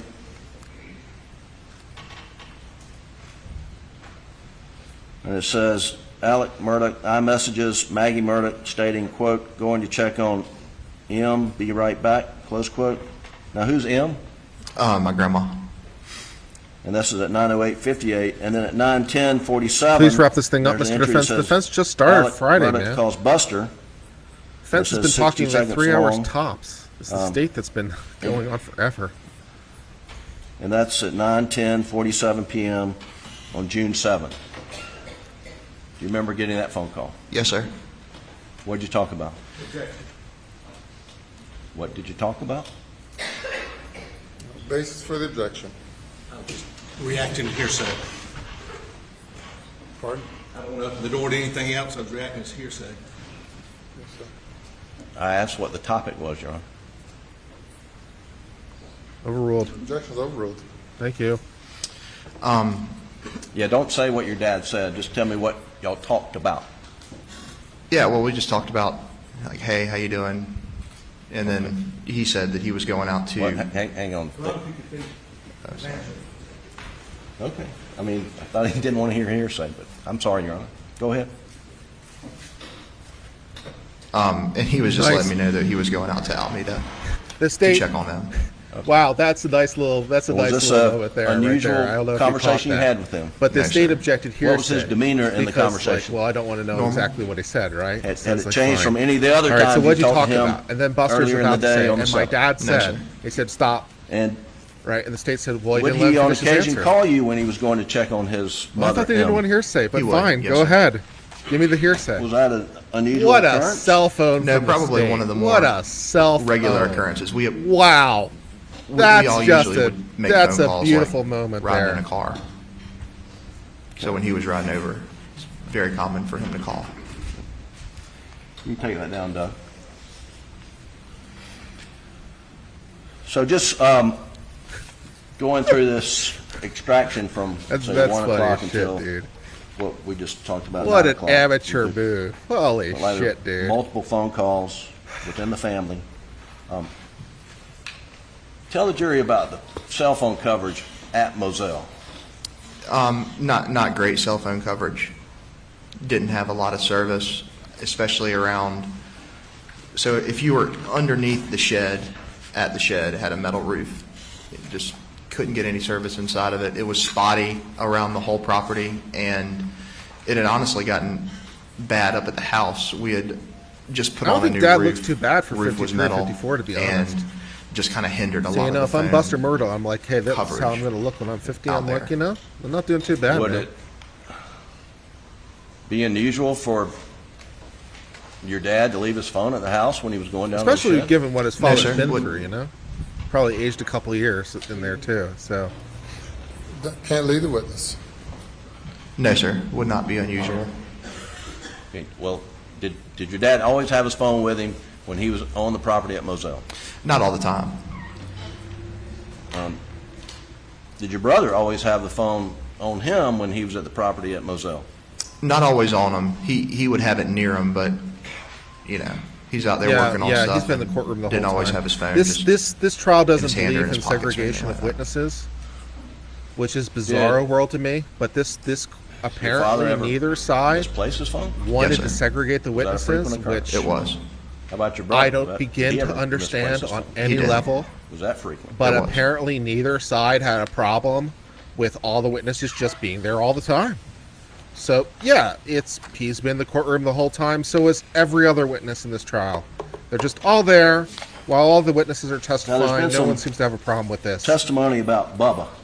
Yes, sir. Don't know Bubba? what to say. Bubba was our dog. What kind of dog was Bubba? He's a yellow lab. And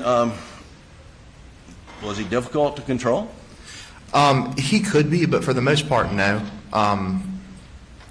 He would listen to Dad more than anybody else. But also, we had a gun dog shot collar that we would put on him sometimes, and when he had that on, he was, Okay. on his P's and Q's. The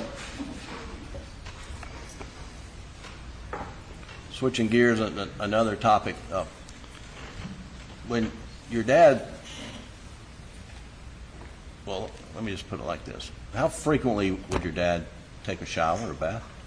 There He you could go. take him. He could take him a lot. Do what, when, where, And he- why, how. You know, Great. Working out there, Great if for he direct. goes outside and sweats a lot, Direct. comes back If in you're and takes asking a one of shower. these questions, Was you're that probably on the right normal track. routine Excellent. for him? It was. And did he sweat a lot?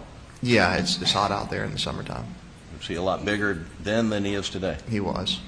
How big was he? Probably 6'4", 250, 260. Right.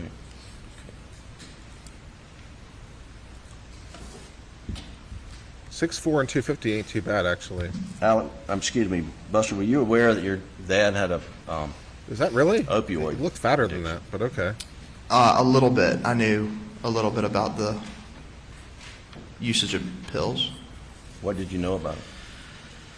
I knew that either my brother and mom had found them at some point, and then told them like, "Hey, we found these." And I want to say the 2018 around Christmas, he went to a detox facility after Christmas, and that was my knowledge of it. Thought that handled it, and then there were a couple more times after the fact where they would kind of go into this finding pills, all that stuff, and then he did a few kind of like at home, just self-detoxed a couple times, and thought once he did that get off of them. But that was kind of my general knowledge about it all. You thought he had beat it. That's right. I need to Yes, sir. find earphones that irritate my ears less. That's what I need. One of the things I need And in my when life. he was confronted Or with different about his earbuds or pills, something. what was his attitude? I don't know. I don't know for sure because I wasn't there when My a lot ears of the seem to really confrontations object to having happened anything with them inside finding my the ear. pills, but I mean, I've never heard anything. Just apologetic and Right. Sorry, and would usually be his kind of regular kind of response. How did your family handle disputes, like disagreements? Pretty. I mean, like adults, pretty civilly. Do I have hairy ears? I don't think Talked so. about it and stuff like that. I mean, and But I it could just take depends on the a nose dispute, too. trimmer Like, to it and see if that like helps. I was a kid, I get spanked, stuff like that. I never really What's thought It's not about really a it. disagreement. That's just What, you're a teenager and college age? right. Any reprimand or disputes you've gotten into with your father, was it all civil? Yeah, definitely civil. Did your father show patience with you and your brother? Yes, sir. He would. Was there ever any violence in the family? No, sir.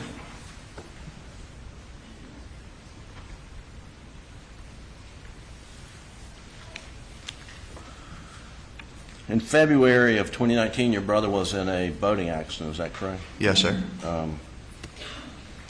And I believe, where were you living at the time? Columbia. Okay. And was he criminally charged eventually? Yes, sir.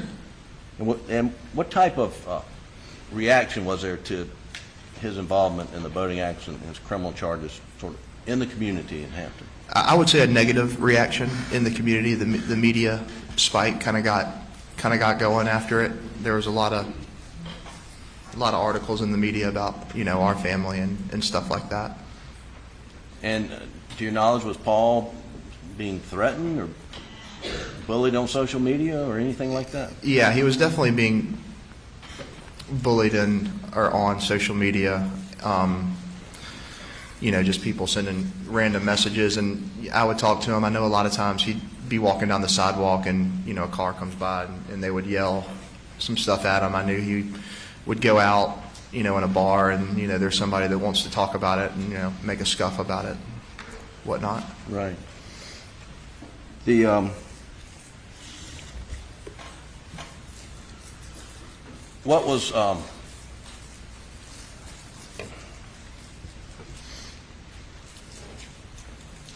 what was your mother's reaction to all the negativity of surrounding the boating accident? It it kind of consumed her. She's big on reading all of it, and when she read the negative stuff, it made her feel upset and whatnot, and it ultimately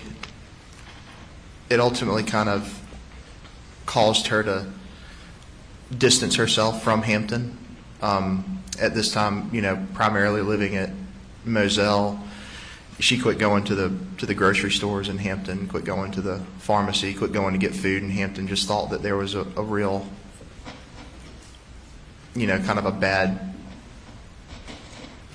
vibe in Hampton. Like she felt like people were staring at her and talking about her and stuff. Where would she do her shop? She moved over to Waldoboro and started going over that way. Right. Were you sued in the boating accident? Yes, sir. Please. In response.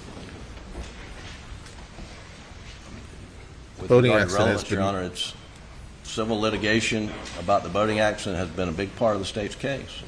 He's a party to Yep. the litigation. Yep. Overrule the objection. Yeah, you guys brought it into the case Were you sued? a lot. Yes, sir. So Was your dad sued? He was. Was your mother sued? Her estate became sued. But before she was murdered, had she been sued? I don't know. I can't remember. Okay. Maybe. And do you know if Paul had been sued? No, I don't know that he had been sued. Okay. Well, was your mother anxious about the civil lawsuit? Yes, sir. What was her biggest concern? I would say her biggest concern was reading articles after, Mark Tinsley had made a statement about how much money he was wanting to collect in the civil lawsuits, and I think it was to the tune of like $40 million or something like that. He was trying to get, and that made her anxious.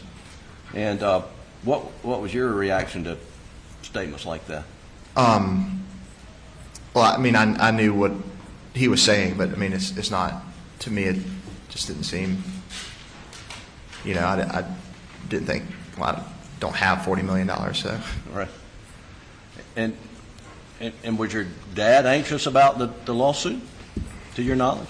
He didn't appear to be overly anxious about it. What took priority, the criminal case against Paul or the civil case? The criminal case. Right. And did the family support Paul in the criminal matter? Yes, sir. And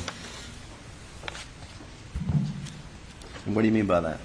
I mean that supported him in his criminal case because, amongst the family, none of us thought that he was driving the boat.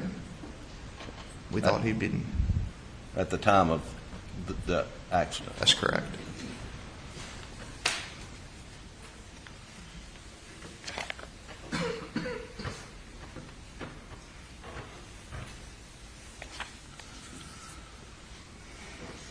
Buster, I want to now talk about the weekends leading up to June the 7th. Yes, sir. And we showed the picture of the lake weekend where you were went up to Kiowee with the Proctors and the Brandstetters. Yes, sir. And then the following weekend, I believe, was Memorial Day. Were you with your family on Memorial Day weekend? Yes, sir. And who was present? A lot of people were present. I was there. My brother was there. My mom, my dad. My brother had some friends staying with us, and those were the people sleeping there. And then people are, in and out throughout the day, throughout the weekend. It was a fun family Thank you, Ron. weekend. Yes, sir. Okay. And thank you, Jane, for your kind super chats. A Appreciate normal that very much. Memorial Day weekend at Edisto with your family and friends. That's right. Okay, I'm going to show you. No, this is not it. I'm going to show you Defendant's Exhibit 123. And I want to get you to identify it, Buster. Don't just say what it is, please. It's a picture of my mom and my dad and I on a boat. Is that Memorial Day weekend? Yes, sir. Your Honor, we move Defendant's Exhibit 123 in the evidence. It's admitted.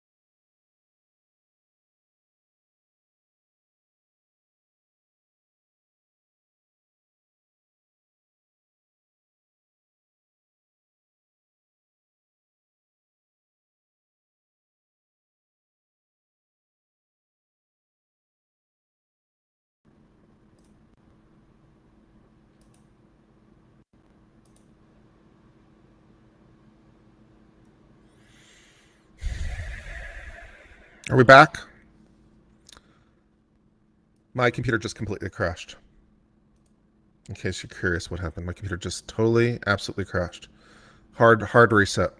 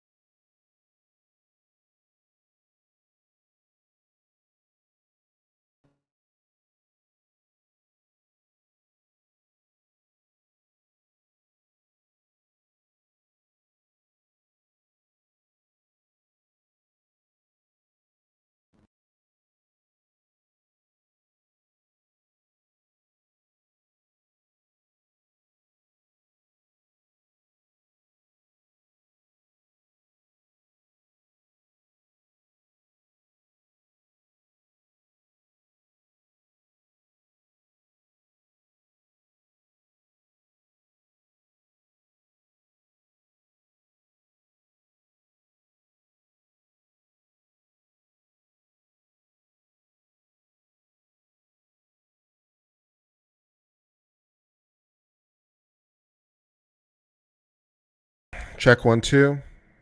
All right. I wonder if this NVIDIA broadcast is creating problems. I wonder if this new graphics card is creating problems. Check 1, 2. Check 1, 2.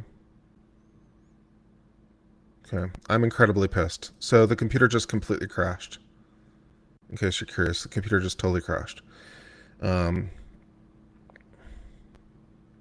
And I don't know why, and I don't know how to fix the problem. And this is not the first time it's happened recently, and I don't know how to fix it, and that makes me mad.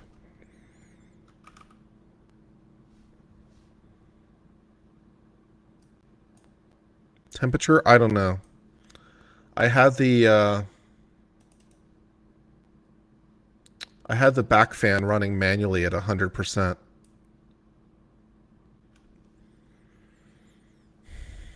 I'll just restart the stream and hope it stays on. How much free disk space do I have? Let's check. Let's see.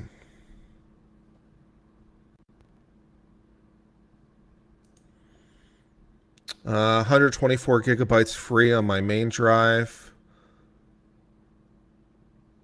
So I don't think that's the issue. All my drives have more than 100 gigabytes free.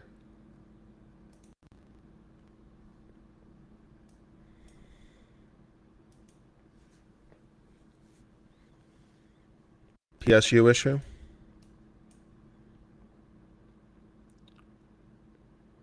Fan not blocked? No, the cables have been blocking the fan before and I fixed that issue. So, fans are no longer blocked by the cables.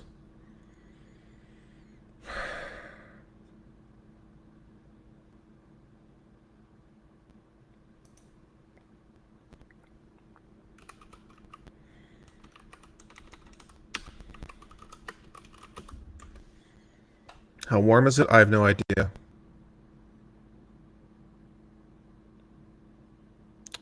Windows does not have a built-in temperature sensor. I have no idea how warm it is.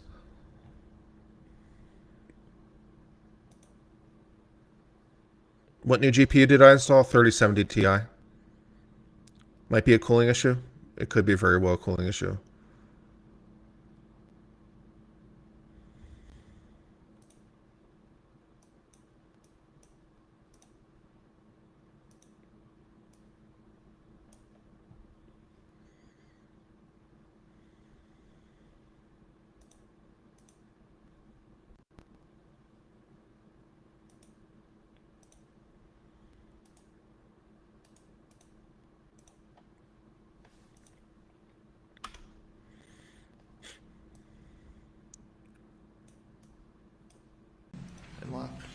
Why were you doing the packing?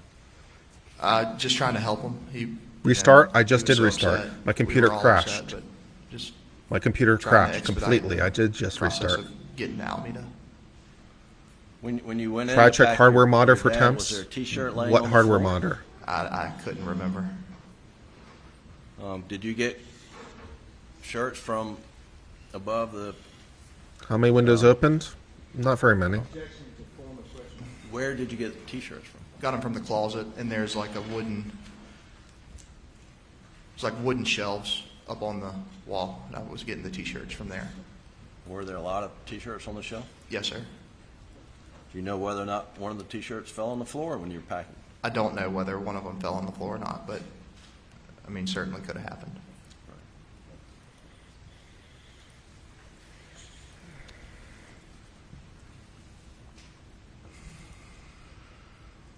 When you got to Moselle, MSI Afterburner. I'll take a look. get some sleep. No, sir. Did you go back to Moselle the next For the morning? moment, I'll Yes, just sir. And who went with you? Me. for the my moment I'll girlfriend just broke set all into the my fans to dad, 100% and manual. Maybe John Marvin. I don't know if he was riding with us or already out there separately, but he was somewhere in the mix. Do you remember roughly what time you got to Moselle? I mean, I think we got there rather early. You know, nobody really slept, and you know, about early in the morning, sun comes up, just Did go back. Did I run NVIDIA driver you update? take Yes, a when I shower installed the and new took a graphics shower card, at I Almeda, or did you do it over downloaded at fresh Moselle? drivers No, sir. We and did a clean we slept install at- when I well, installed the new tried to graphics sleep card. at Almeda, and then we So, yes. took everything back with us to Moselle, and we showered there. Do you know where your dad took a shower that morning? Yeah, Moselle.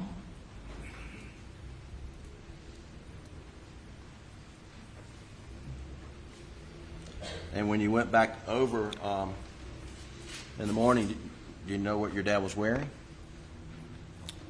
When you were traveling from Almeda back? No, to not Moselle? specifically, but I know that, you know, I know what I packed, so it could have been any of that. It's just athletic shorts and T-shirts and stuff.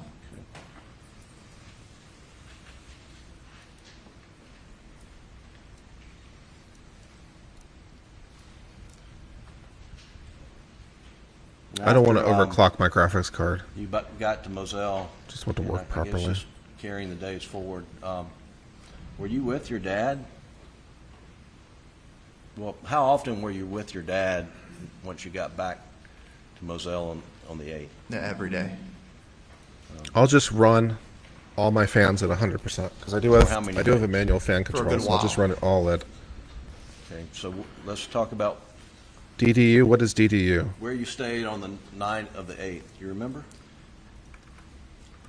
Night of the Display 8th, we driver either stayed back at Almeda uninstaller? or that's potentially when we made the transition over to John Marvin's hunting lodge. Were you would you say we, or are you including your father? Yes, sir. Okay. Did you? All right, I'll drive download together? that. Yes, sir. I mean, when I installed it, I selected clean Was he install, pretty much in your eyesight? For so the I did a first clean few days? install. Yes, sir. And so after the 8th, and then you come up on the 9th, a Wednesday, do you know whether you were at Almeda or spending the night at your Uncle John Marvin's place? Yeah, I think at that point we had switched over to his place over at Greenfield. Now, But I'll you call download it Greenfield, DDU that's the name of the- and run that, I guess, at hunting, some point. Yes, sir. Just the name of the property overall. property. Now, how far is it from Almeda? To Greenfield, Yeah. a couple minutes. I mean, not Close very. by, close by. Yeah, right down the road. Your mic pops when you change window from the sound of my mouse clicks. Well, I don't know how to solve that problem, so did- I guess we're stuck with it. And do you remember how long you stayed at Greenfield with your dad? Yeah, I mean, several days. And, you know, I think anywhere from the 9th to the, Clean install doesn't really do anything. you know, probably Okay. that rest of that week through that weekend. Yeah, on Thursday, June 10th, what happened? Grandfather died. So the family was together and stayed together? Yes, sir. Do you ever remember your dad disappearing for any periods of time? No, sir. Were you physically close to him most all the time? Yes, sir. Except when you were sleeping? That's right.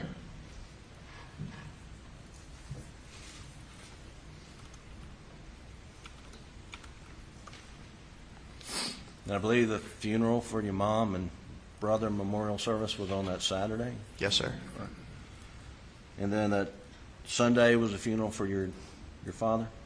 Grandfather. I'm Grandfather. sorry. Yes, sir. And at some point in time you went to, did you go to Somerville at some point in time? Yes, sir. Do you remember when you went to Somerville? Right, beginning of that next week. Okay. I'm going to show you what I marked as Defendant's Exhibit 129 and ask you. I just manually am running the fans now at 100%. So hopefully that'll solve the problem. Two front case fans and one back case fan. So hopefully running those fans at 100% will do the trick. Yes, sir. I'm not introducing 129, offering it to the witness to refresh his recollection. That's the step. All right. But it's for ID. Buster, I don't want you to publish that, but I want you to, I want to ask you if that Defendant's Exhibit 129, marked for identification purposes, refreshes your recollection as to when you left to go to Somerville. Yes, sir. Tell the jury, what is that? What's that document you have in your hand? It's a text thread between my girlfriend and I. And does it have, so based on that text communication between you and your girlfriend, it refreshes your recollection, when did you leave to go to Somerville? June 14th. And looking through there, refreshing your recollection, how long did you stay in Somerville? Stayed in Somerville until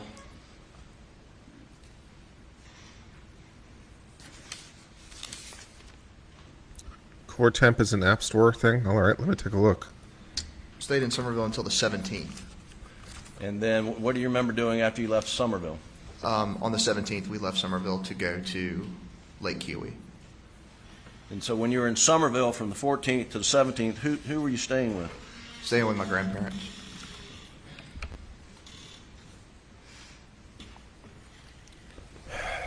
All right, I googled Core Temp, And then you and went nothing to popped up that's Kiwi. responsive. Who did you go with?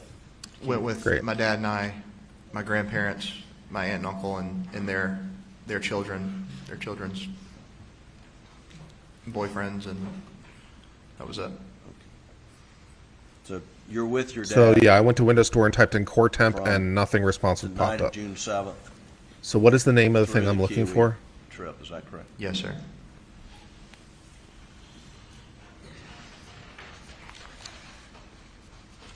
And you remember what you did after the Lake Kiwi trip?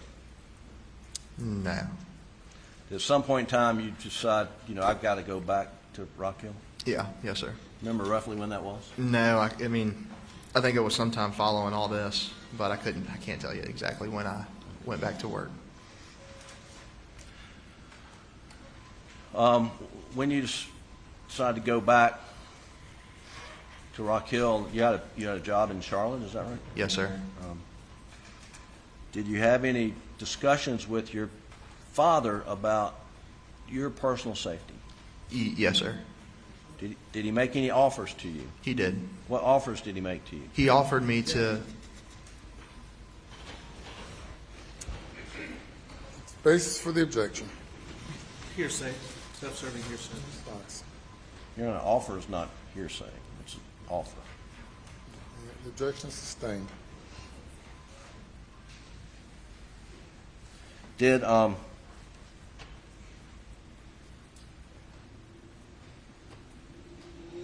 Did you take any security precautions? No. Did you want any security protection? No, sir, I didn't. Why not? Well, I didn't want to carry a gun or anything like that, and I also didn't want like a private security detail following me around just for lack of privacy. And at the time, the places that I was staying and the places that I were going, like I was staying at Rock Hill in my girlfriend's house, who has, you know, All right, let me try to figure out a way to check up my core alarm temperatures. Let me see if I systems can and find some security software cameras that and will let me whatnot. do And other that. than that, I'm staying in hotels, which, you know, I just felt.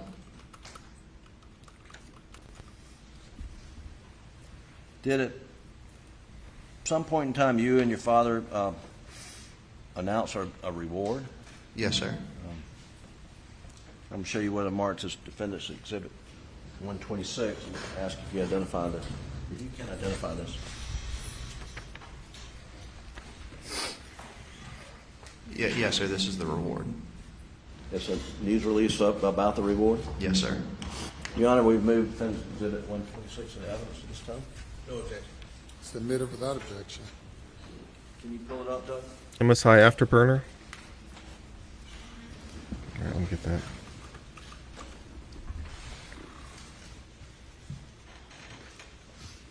And if you could just pull out the top two paragraphs. CPUZ. Please, Doug. Oh, you can't. Okay.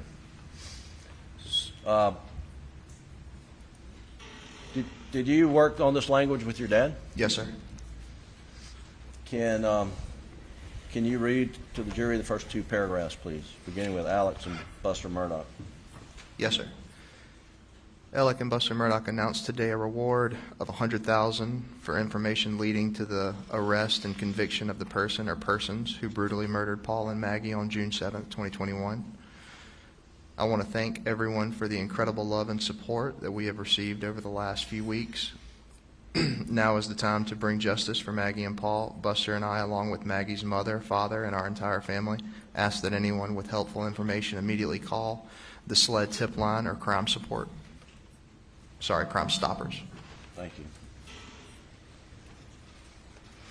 Now there's a, in the body of this, there's a expiration date on this reward. What's your understanding of the purpose of having an expiration date?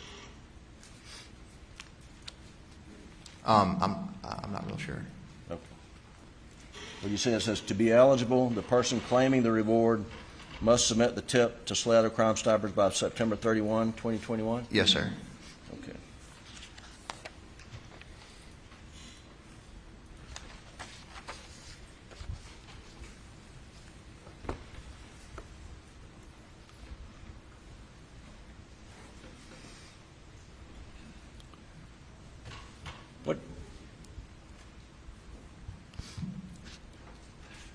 What happened in September, early September 2021, Buster?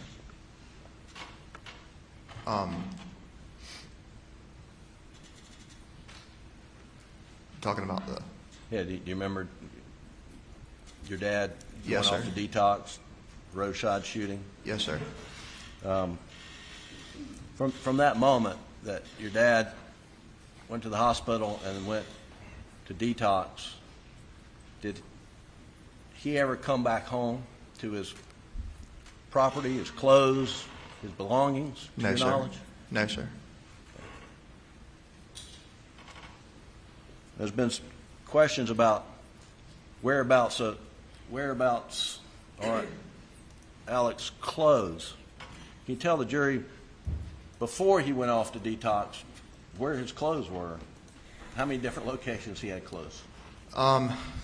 So, All right, let's see. had clothes at Moselle, had clothes at Greenfield, had clothes at probably a few clothes at Alameda, had clothes at Randy and Christie's house.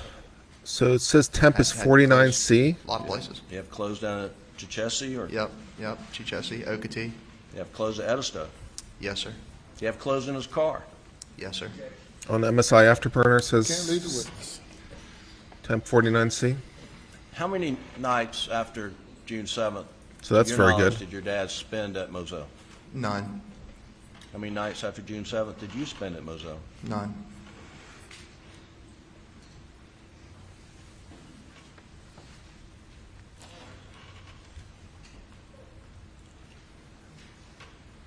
I'm gonna, Yeah, I'll keep that running and do see you have if the Snapchat video? Can you pull that up, please? Of the tree. I just see temp. No, this It is just the says Snapchat temp video. and It's MSI evidence. afterburner. All it says is I'll temp. get the exhibit number for the record shortly.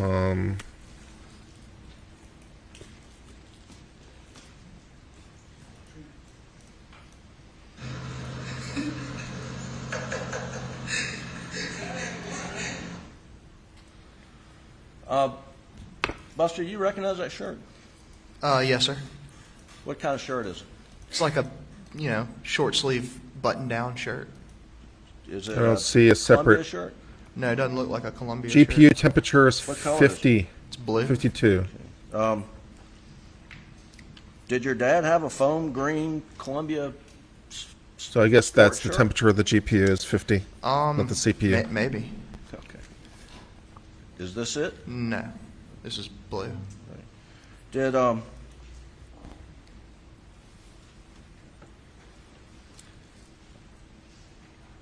do you know if your dad ever ordered any Vinnie Vine or I don't know? Did he order clothes after your mother and brother's murders? So, Maybe he ordered clothes, but nope, I closed the window. That was my fault. Sorry. Let me get the window back up and close the wrong window. Well, I have the fans now running at 100%. So hopefully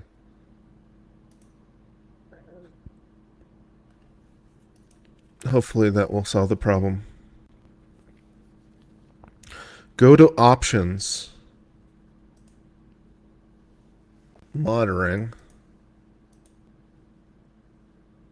GPU. Show on-screen display.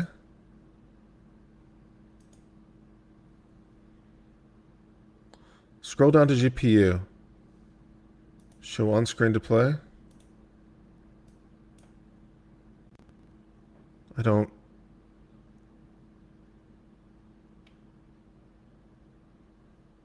see it.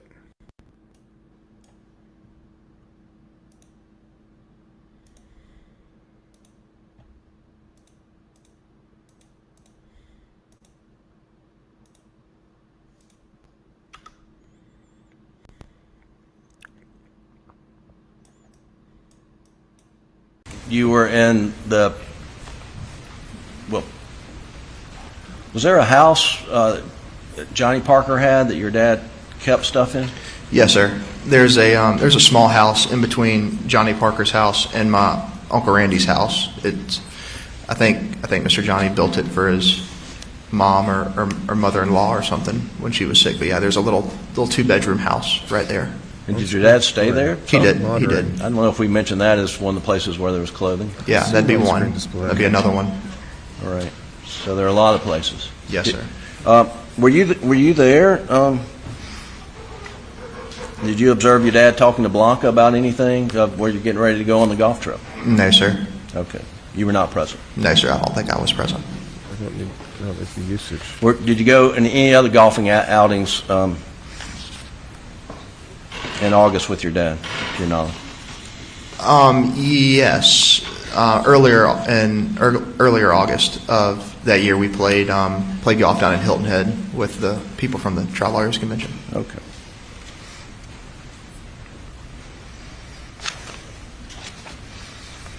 Now you've been sitting in this courtroom since day one? CPU sir. temperature is Every trial 97 every day. Celsius. And Is that good? CPU temperature is were 97 you here when Celsius. a video was played Seems of an high. interview with your dad on June 10th? Yes, sir. And there was a question about whether your dad said, I did him so bad, or they did him so bad. Do you remember that? Yes, sir. Do you recognize your dad's voice? I do. If you listen to it, would you be able to tell the jury whether it's I or they? Yes, sir. Your Honor, I'd like to pull up Exhibit 153, the clip. Okay. Sit there talking days. It's still. There's basically no load. There's no load. What'd your dad say? Said they did them so bad. Is that the first time you'd heard him say they did him so bad? No, sir. When was the first time you heard him say You're they running did him so bad? AIO. I don't know. If you know. First time I heard him say that was the night that I went down to Moselle, the night of June the 7th. Did he say that more than one time? He did. 1 second, Your Honor. Let me check to see what I left out.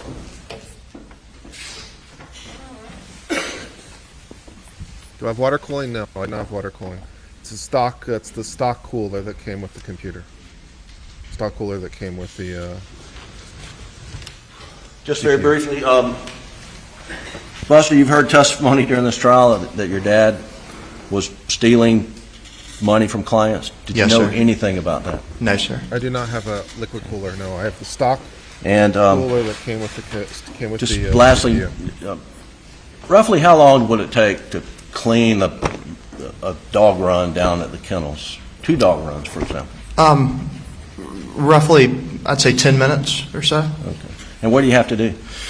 You got to get the hose, turn the hose on, spray New out, thermal paste? spray out the dog Okay. kennels. You got That's to, not- put that's the not a bed bad on idea. top of the wooden box so the bed's Get not some wet. new thermal paste and replace Now, the thermal paste. what are you spraying?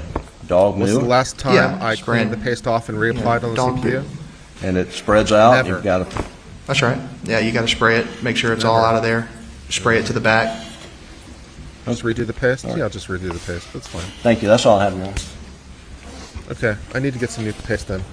We'll take a break now, ladies and gentlemen, for about 15 minutes. Please go to the jury room. Please do not discuss the case. Yeah, so I'll get some new paste and just redo the paste. That's easy enough. I can do that. It's an AMD. It's the Ryzen 9 something. Buster Murdaugh's testimony wasn't so much trying to say, my father would never have done this. It's more watering down all the speculation, Shut up. All right. So, yeah. Let's see. Let's take a look. Let's take a look. Open up the case.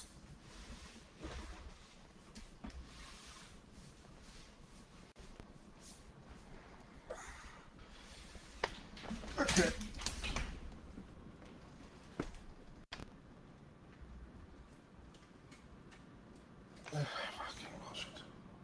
Can you still hear me? Good. I knocked out the camera cable, I think. Somehow.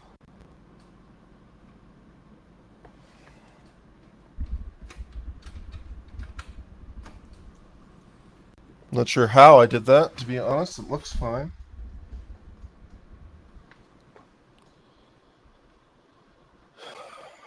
Kill me. Just kill me. So no signal. Why is there no signal now on my camera? That's a good question.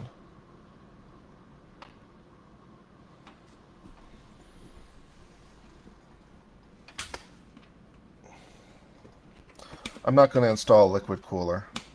I'm not going to do that.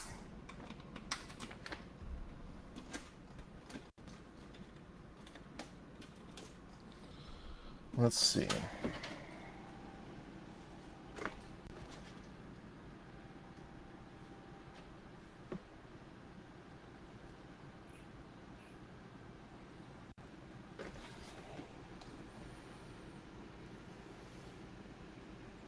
Yeah, so all the cables seem like they're clear with the fans.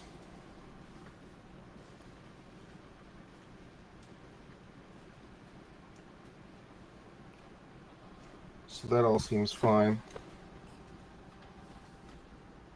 Back fan is chugging along nicely at 100%. CPU fan seems to be running out okay. I like the idea of replacing the thermal paste on the cooler.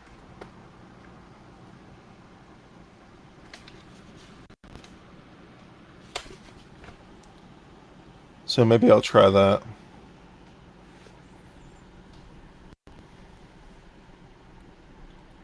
We already did a computer build stream.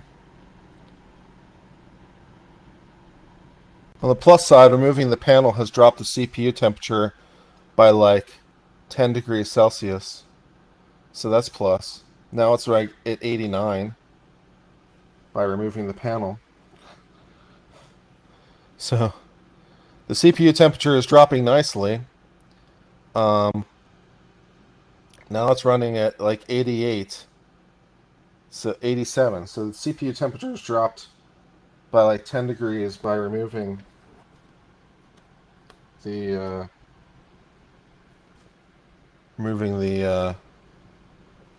thing. Bigger fan? I can't get a bigger fan in there. The fans are already as big as the case will support. Check for dust in heat sinks. Can I check if the cooler's mounted firmly? Doesn't feel very firm, to be honest.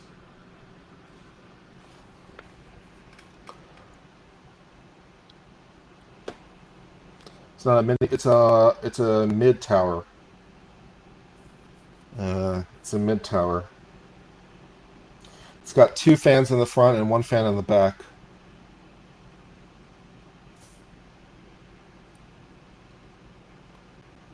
So on the if it's on the ground, is it on a riser? No, it's not on the riser. It just sits on the ground. Do you think it should sit on some sort of riser?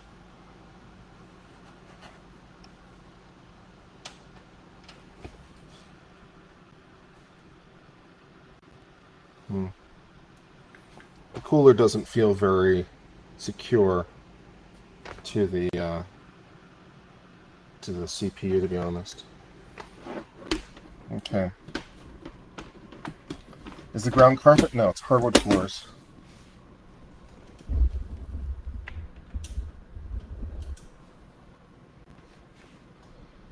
Elevate it.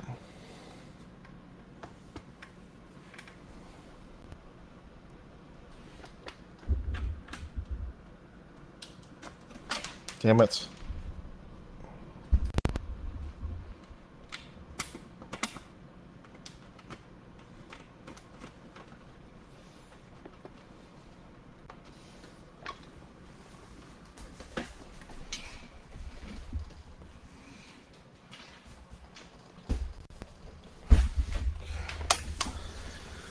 Now, let's see.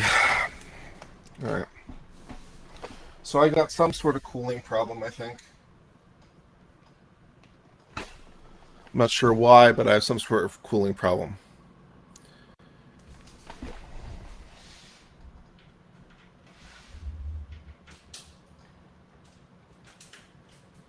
But it's a problem I can solve. Now, problem number 2. Why is my camera off?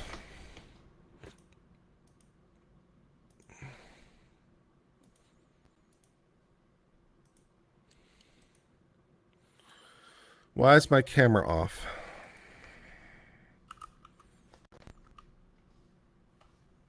I can't get a bigger fan. The case does not support a bigger fan. The fans are for the size of the case. I can't just get a bigger fan. The case supports a fan of particular size. I can't just change the fan to a larger fan.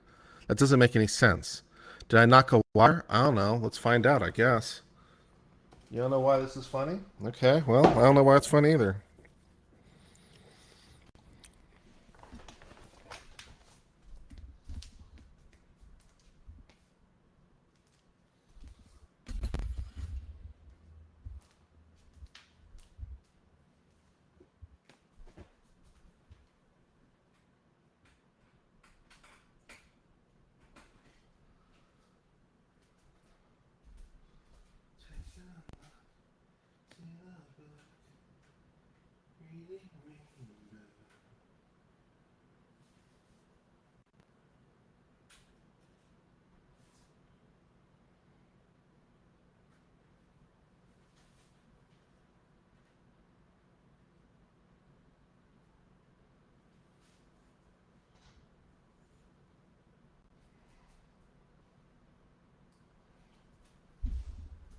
Okay, cool.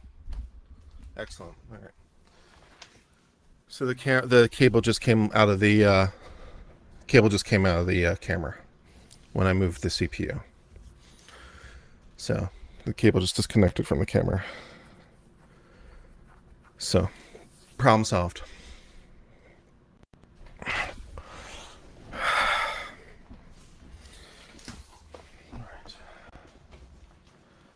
So I just need to go on Amazon and get myself some Arctic Silver. And I've got the rubbing alcohol, so I can change out the thermal compound. I can do that. The thermal compound that's on there is just the one that came with the CPU. I didn't even do manual thermal compound when I got the CPU. I just took off the sticker and put on the thermal compound that came with the CPU. You know, simple, basic stuff. So, yeah. I'll get some compressed air, and I'll get some Arctic compound.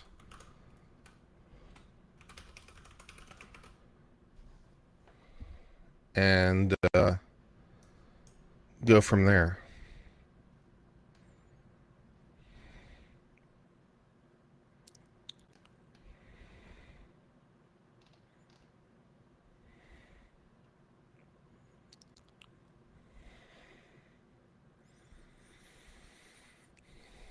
And I manually set the fans at 100%. So they're running at their max. But the CPU temperature is 97. So something's wrong. CPU temperatures are way too high. But that would explain a lot of the performance issues that I've had. And if it's not airflow, because I don't think it's airflow, because I just took the paneling off, and the cabling looks about as good as I can do. So it looks fine. So for the case, it looks fine. So if it's not airflow, then the CPU thermal compound is a good idea. So we'll just get ourselves some Arctic 5 Silver, the thermal compound of choice for all the cool kids.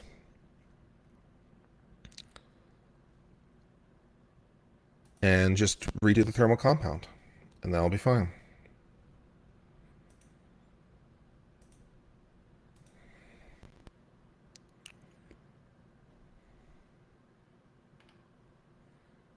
I've got some high alcohol, rubbing alcohol. I've got some like 91% rubbing alcohol floating around. So just take the cooler off. Take the cooler off. Get my friendly rubbing alcohol with some Q-tips.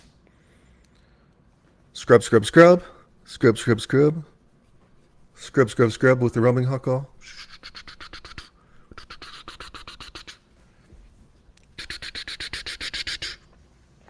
And then, you know, do the pea-sized drop of the Arctic Silver and call it a day. So, great. Did I send out any links to my law friends? I did not, and at this point I'm glad I didn't because, well, I apparently am not stable.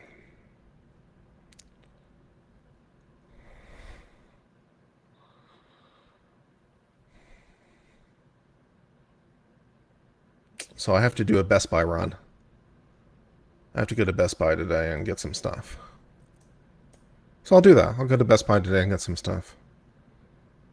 What brand do I use? I don't know what brand of fan is in there. Those fans are there for a long time. But they work. They run. They're currently running at like...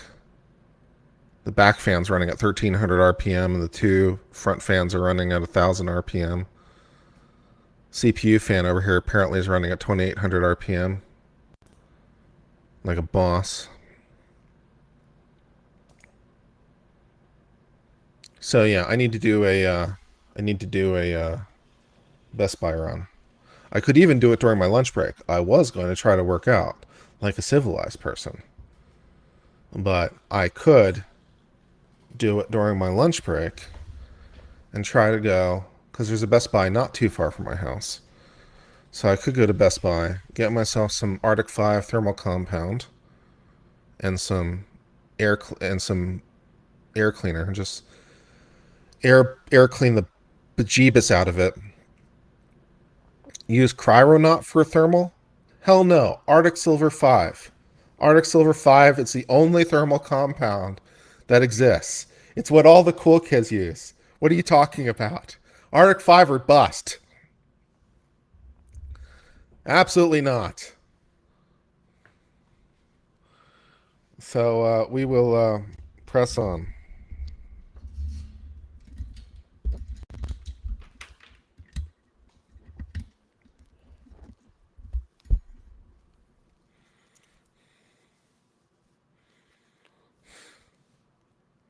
Thermal compound world is wholesomest war.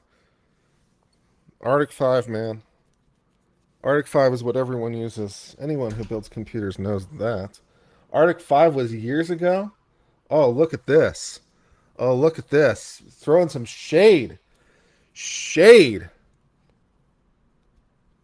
Arctic Silver is what the cool kids used to use back in 2000. Shade. Shade. Like it's any less good a thermal compound than it was 20 years ago? Shade.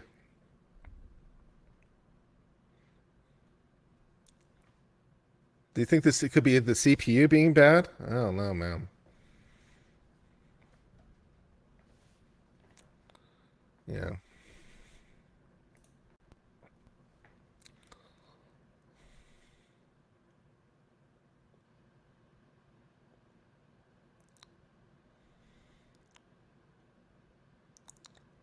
Solid state active cooling could revolutionize thermals? Ooh, exciting.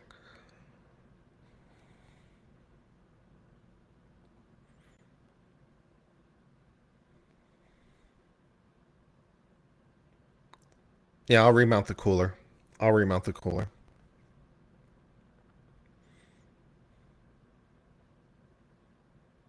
I don't think there's any problem with the CPU. I don't think there's any problem with the CPU. The CPU, I think, is fine.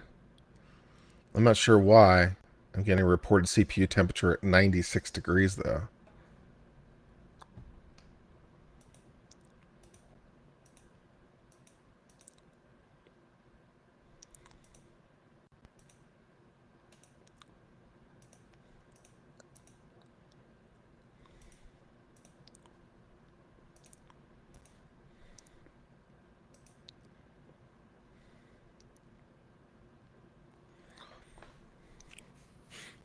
Does my GPU take more space? It does, in fact. It is a bigger card.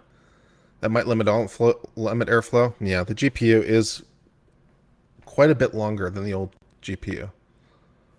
So, yeah. So, yeah. I may have to shut down and restart. Yeah, I will.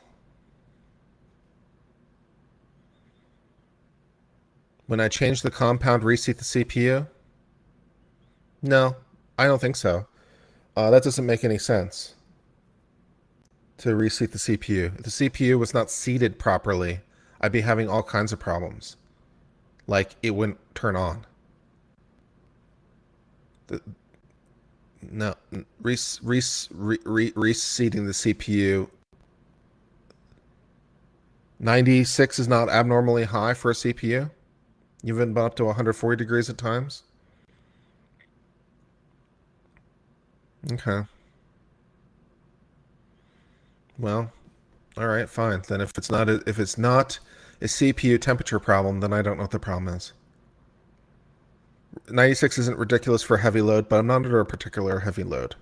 That's the thing, though, right? It's not under a heavy load. The load right now is 18%, 16%, 15%, 14%. So I don't think that it's a load issue, right? Because nothing's running.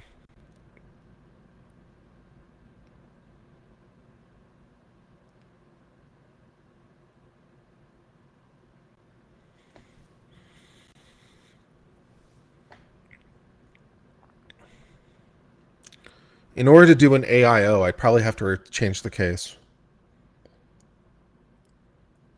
This case is not really built for an AIO.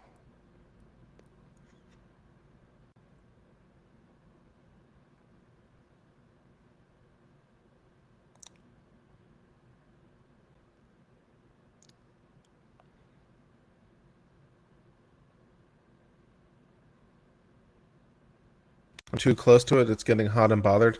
It could well be. It could well be. Well, I see that I've completely lost my audience in my stream. So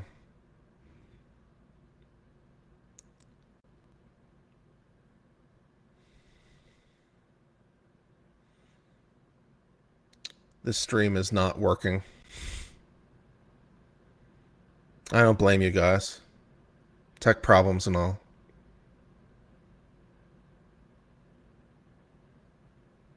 I've lost 100 viewers.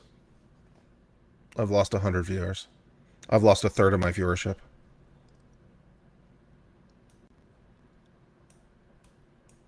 And I'm well under competing my peers, as always. So I kept over 200. I suppose that's true.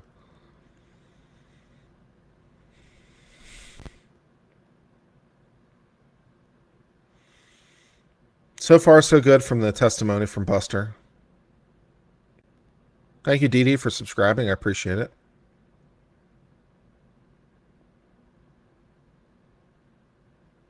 $229 viewers is more than you've ever had. Fair. I take a look and see what my competitors are doing, but it would just depress the hell out of me, so let's not.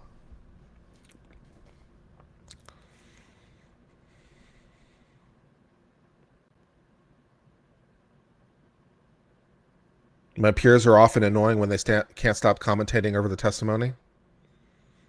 The numbers don't seem to look that way. Don't compare myself to others.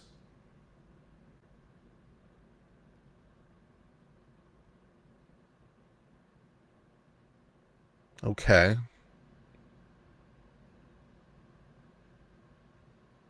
Buster is testifying, yes.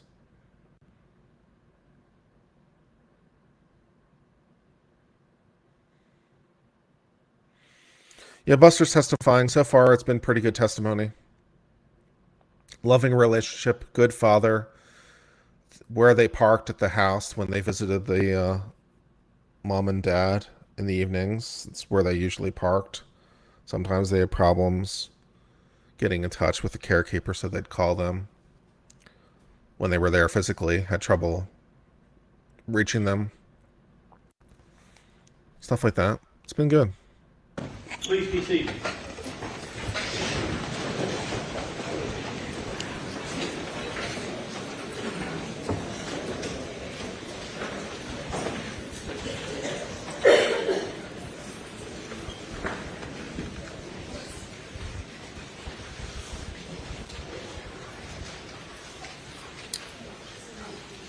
You may bring the jury.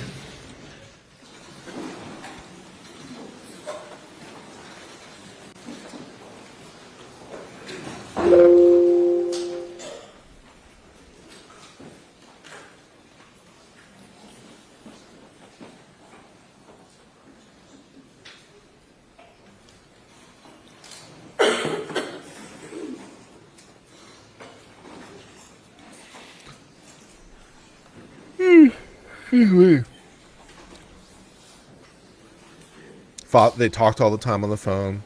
Loving family. He was aware of his father's drug problems to some degree.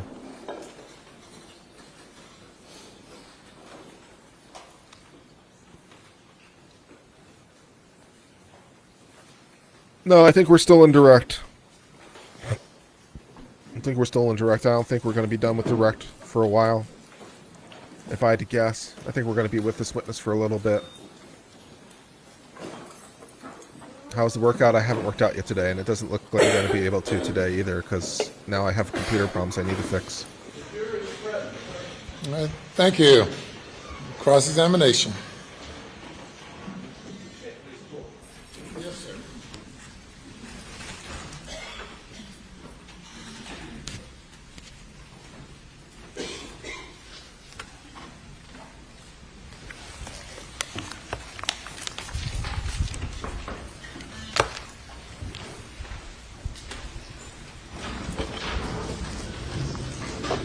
I call you Buster? Yes, sir. I'm John. Okay, so I guess maybe we're First across. I'll tell you, I am sorry about your mother. Sorry, I can't hear it. I'm sorry about his mother. Well, if you step back a little bit, I can hear you. And I'm sorry about your brother. Thank you. And I'm sorry about your grandfather. Thank you. He was nice to me when I was a young assistant solicitor. I'm sorry for your loss. Yes, sir. I appreciate it. Thank you. I don't have any questions for you, Buster. Okay.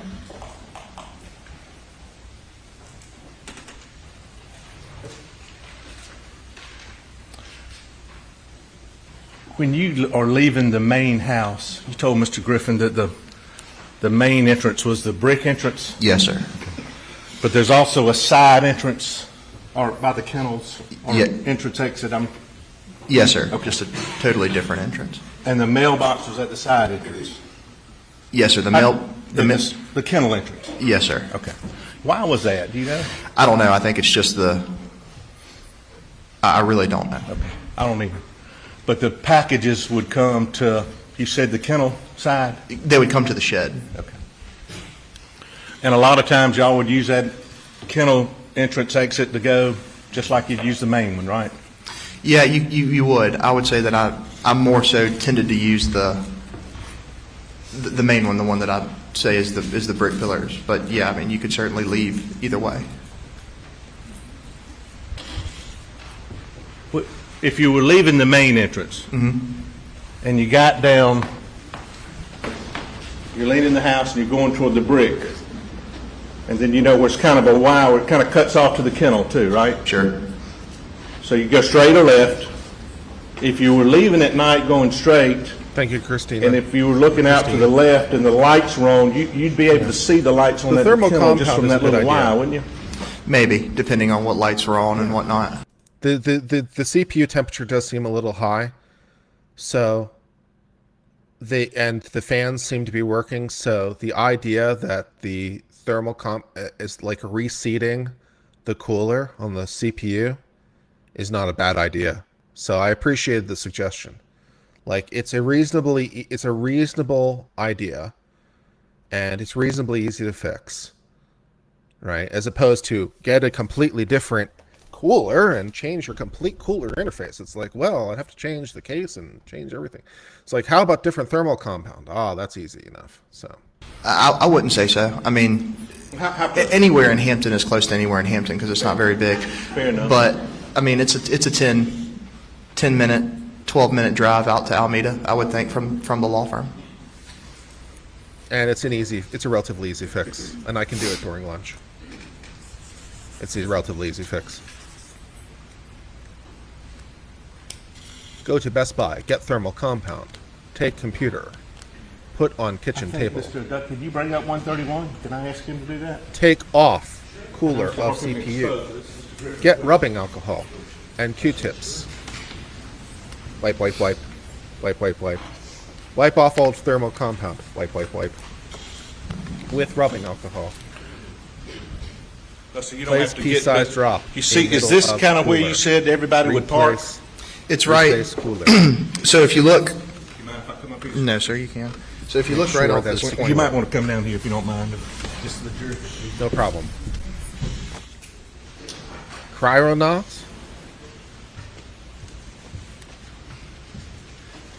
There's a road where you can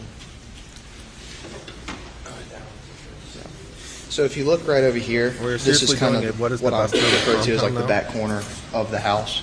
And it would basically, you would come around, there's a big oak tree here, you come around it, and then you basically pull up, and you would probably stop the hood of your car right in, right off the back corner of the house. So a bit closer to here than over here. Be about right in here. So right in here. Yeah, I mean, because you don't want to pull up super close to it. Yeah, be right out. But there was a driveway and paved driveway in here, right? There is a paved driveway over towards the side of the house. Okay, and really not many tire tracks. The grass looks good in here. I don't know when these pictures were taken, but it's a little dead right there. But there is a driveway, right? There is a driveway. Okay, you can have a seat back. Thank you, please. When did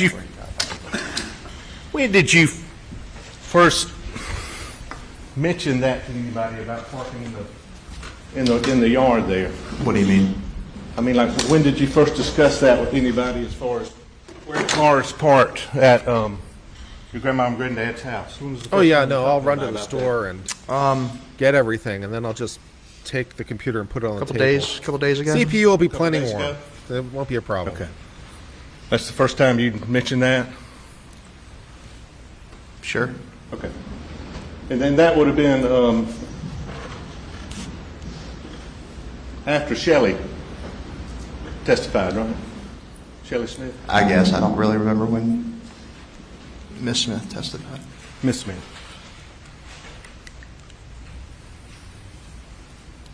Did you bring that to somebody's attention, or did somebody ask you about it? I couldn't. I'm not sure.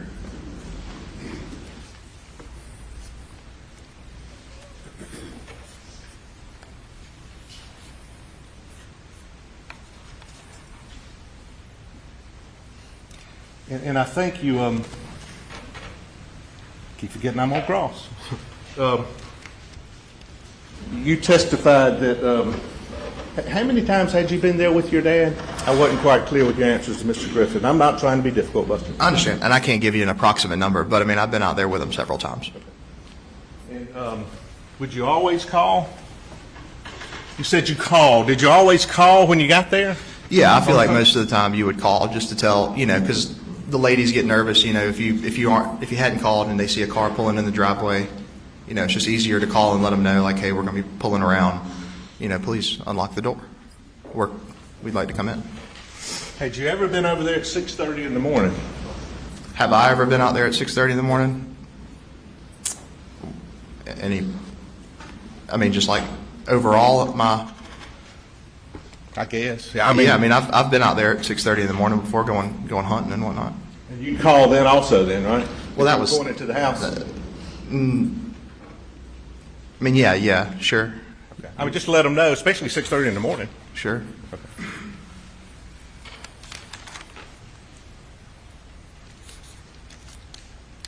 Your mom loved Edisto, didn't she? Yes, sir, she did. I love Edisto. She was actually getting some work done down there, wasn't she? Yes, sir, she was getting some work done on the house. And on this date, June 7th, literally there were people inside doing work that day, weren't they? I think so. Yeah. And her plan was to stay down there that night, wasn't it? I don't know. I don't know what her plan was.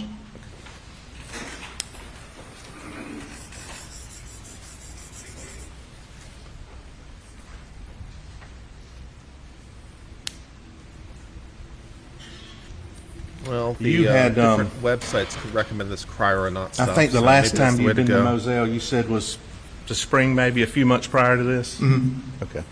And you have to say yes for the court reporter, not for me. just Yes. just for- Sorry. If they have it, I'll get it. And you talked to your mom that day on June 7th? Yes, sir. And I think you had talked to Paul the last time on the 5th, if I'm not mistaken, June 5th. Is what you told in one of the interviews. Sure. Okay. All right. People like the various websites like the cry you not. I wonder if I can get that at Best Buy. And Mr. Griffiths asked you about the financial Vodka might work.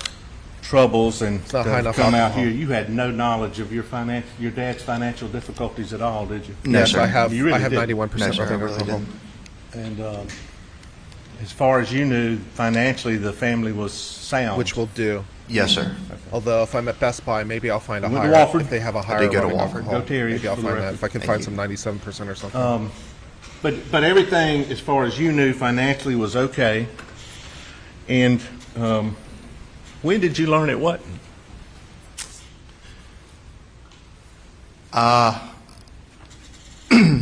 I guess on September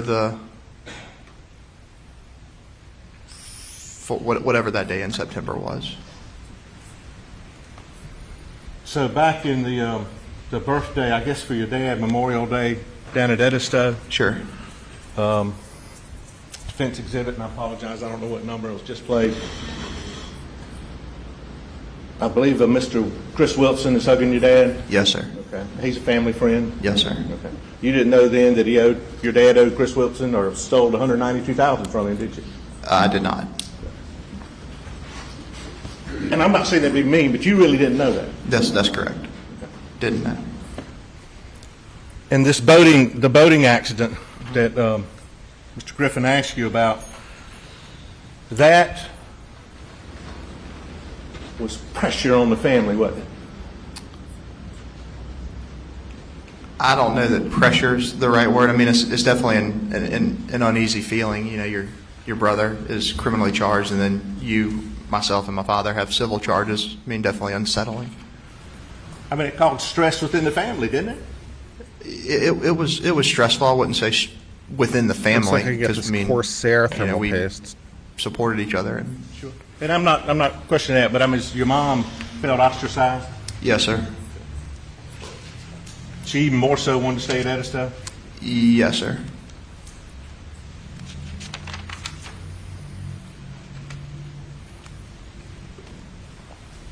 It really,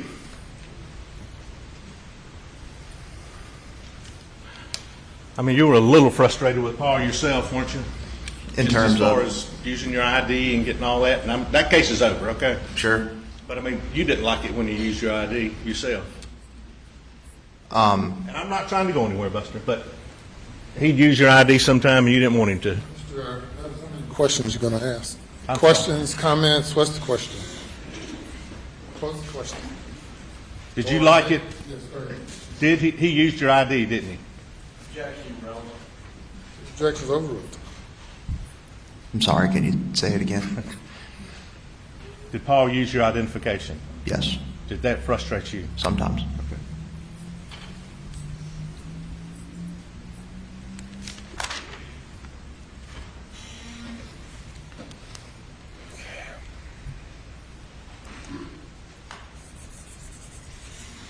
Deep You were centering showing the tree breaths. video. Deep centering breaths. With the shirt and the pants, you remember that? Yes, sir. When you saw your dad on the night of June 7th, what did he have on? When I had made my way up to the house, he was wearing shorts and a t-shirt. And who laundried his clothes? At that period of time, would have been Blanca, and then my mom also does laundry sometimes. But on a day-to-day, did Blanca take care of your dad's clothes, laundering, cleaning, folding? Yes, sir.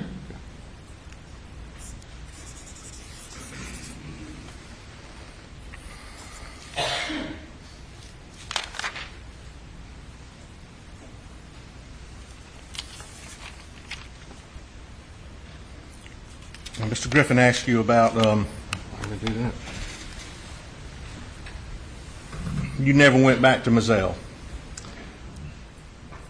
after this incident? Well, I mean, after Or did you?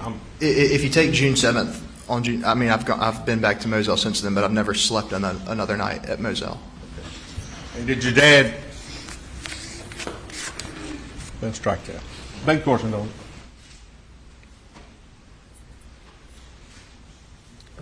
What CPU do I have? Let's see. Hold on. I have a 3900X. Beg course indulgence. I have a 3900X Ryzen 9 12-core processor, 30 Tried to get you to go megahertz, hunting out there again one time? or 64 suggested? gig of installed memory. He asked if I wanted to, and if I wanted to, that I could. But you didn't want to. No, sir. Didn't want to go.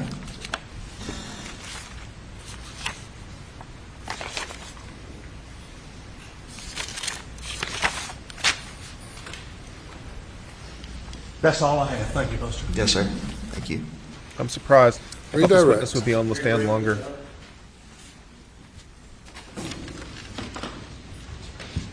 Buster, I'm if surprised. your mother, when she went to Edisto and stayed for multiple nights, would she take Bubba with her? Yeah, usually she'd take a combination of Bubba and maybe another dog, Grady. She would take dogs with her. Yes. And you understand, Bubba and Grady were at Moselle the night of June 7th. I do. Yes, sir. That's all I have, Your Honor. Anything further? Thank you. May step down. Yeah, I'm surprised that's all. I'm surprised Your that's next all we got. witness. How am I measuring CPU temp? I downloaded MSI's Afterburner, and it has a CPU monitoring, and it's telling me my CPU temperature is 97 degrees Celsius. That's how I'm monitoring it there. Put your left hand on the Bible and raise your right. Do you swear or affirm the testimony you're about to give will be the truth, the whole truth, and nothing but the truth, so help you God? I do. Thank you. You'll have a seat up here on the witness stand. I should be using AMD Ryzen Master. Can't make people happy. You can adjust that microphone and pull it closer to you if you need to. Pull your seat up, but state your name for the record and spell your last name, please. Mike Sutton, Sutton. Mr. Sutton, what do you do for a living? I'm a forensic engineer. A forensic engineer. Now, what is a forensic engineer? Well, the majority of the work that I do involves the investigation of accidents and failures in the field of legal questions, legal problems, court of law. So what forensic engineers do is that they collect data, collect physical evidence, they interpret the data, and then try to come up with what happened in an event, maybe what didn't happen in an event, or maybe try to limit the possibilities of what happened in an event. Okay, and I'll download do you have AMD Ryzen Master, see if educational it tells me anything background else. in this area, or have you been trained, or how about just tell us, first of all, where, as we say around here, where are you from? Well, I was born in Hickory, North Carolina. Then I grew up in Cary. When I was let's get young, that. family moved to Cary, which is right outside of Raleigh. When I graduated from Cary High School, I went to North Carolina State University, and I was in the materials engineering department for about a year. In my sophomore year, I transferred over to the mechanical engineering department. And so I was at NC State for my undergraduate from 84 to 88. And when I was a sophomore, I met an engineer, his name's Dr. Charles Manning, who owns a company still in Raleigh. He's passed away, but his company's still there. And Dr. Manning was an ex-professor at State. He's also an ex-NASA engineer. And I worked with him from basically 1987. Then after I graduated, I went full-time with him. When you graduated with a degree in what? In mechanical engineering. Okay, and you were working with him? Working with him, and I continued to work with him, and then I got a master's degree at North Carolina State University, also in mechanical engineering with a concentration in acoustics and vibrations. In acoustics and vibrations? Correct. Your master's? Okay. Yes. And then what did you do? Well, I worked with him as a consulting engineer, consulting forensic engineer, looking at all different kinds of accidents and failures, about anything that you can imagine. We do a lot of motor vehicle accidents, of course, Nice. because there's so many. We look at structural So I'm getting the same failures, information product from AMD failures, Ryzen material Master failures, 94.97. about anything that you can imagine. Basically, if therere's anything 95. that's based in physics, it's capable of being explained and understood. And what So- do you mean by physics? Well, physics are the laws that govern how things around us, how they behave. You can predict. You need a their better behavior. cooler?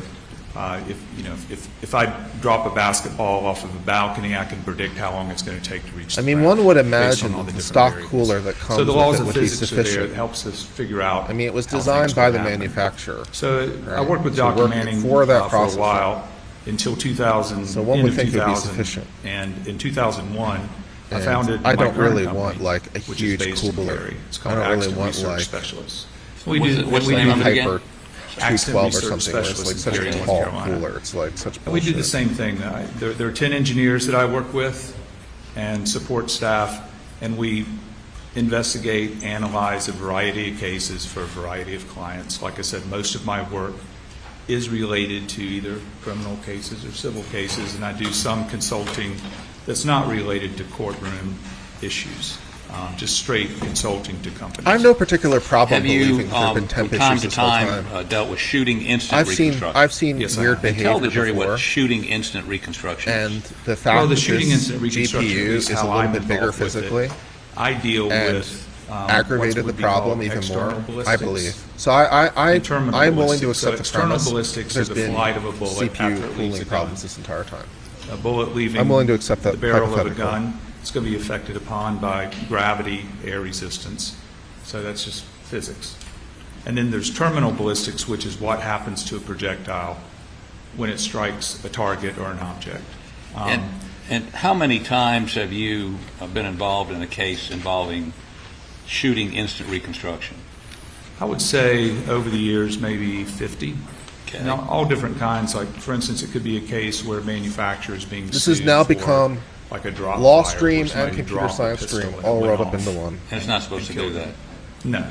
And so it could be a products case. I've worked on cases involving Did I leave the hunters, sticker on the long cooler range contact distance plate? shots where you're trying to figure I out hope I'm not that dumb. where a particular hunter was aiming the gun. So I hope I'm not that dumb. where he hit. But if I killed find somebody. out I'm that dumb, I'll I've let you worked know. certainly in law enforcement shootings. I've worked for law enforcement, and I've worked on the You know, I side was supposed to opposite take law off the enforcement sticker? for people who have been shot by law enforcement. I've worked on insurance cases. Sometimes there's a question about whether it was a suicide or an accident. So those are the type of cases that I would be involved with. And when you do these cases, you're looking for, I mean, what's the difference between you and a crime scene reconstructionist?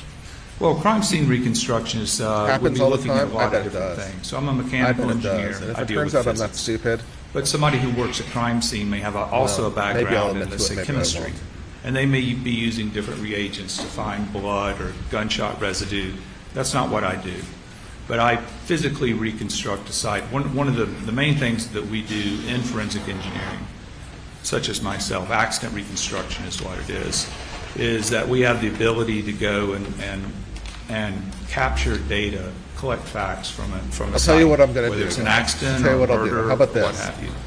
And then what we I'm do going is to go we to Best interpret Buy. I'm going to get myself what some we're new thermal finding and cooler. try to, I'll again, remove put the ourselves in a current heat position to sink. answer questions about how Okay. did it occur, And I'll check to say or that maybe the limit sticker's what there. could have occurred. Either maybe way, what I will didn't. remove the old thermal compound. Okay, I'll so put a have you ever been pea-sized qualified thermal by a compound state or in the federal middle court of the CPU, to testify Make sure it's about a timed shooting down, instant and we'll reconstruction? reevaluate. And if we still need to replace the in, cooler after for that, well, instance, that's in another Wake exercise County, for another North day. Carolina? How about that? Yes. And what was that? Was that in federal court? That was in federal court. And were you allowed to testify as an expert? Yes. Okay. Now, let me move on to, and I believe the name of that case is Michael Morgan versus Wake County Sheriff's Office, correct? That is correct. And that was 2018.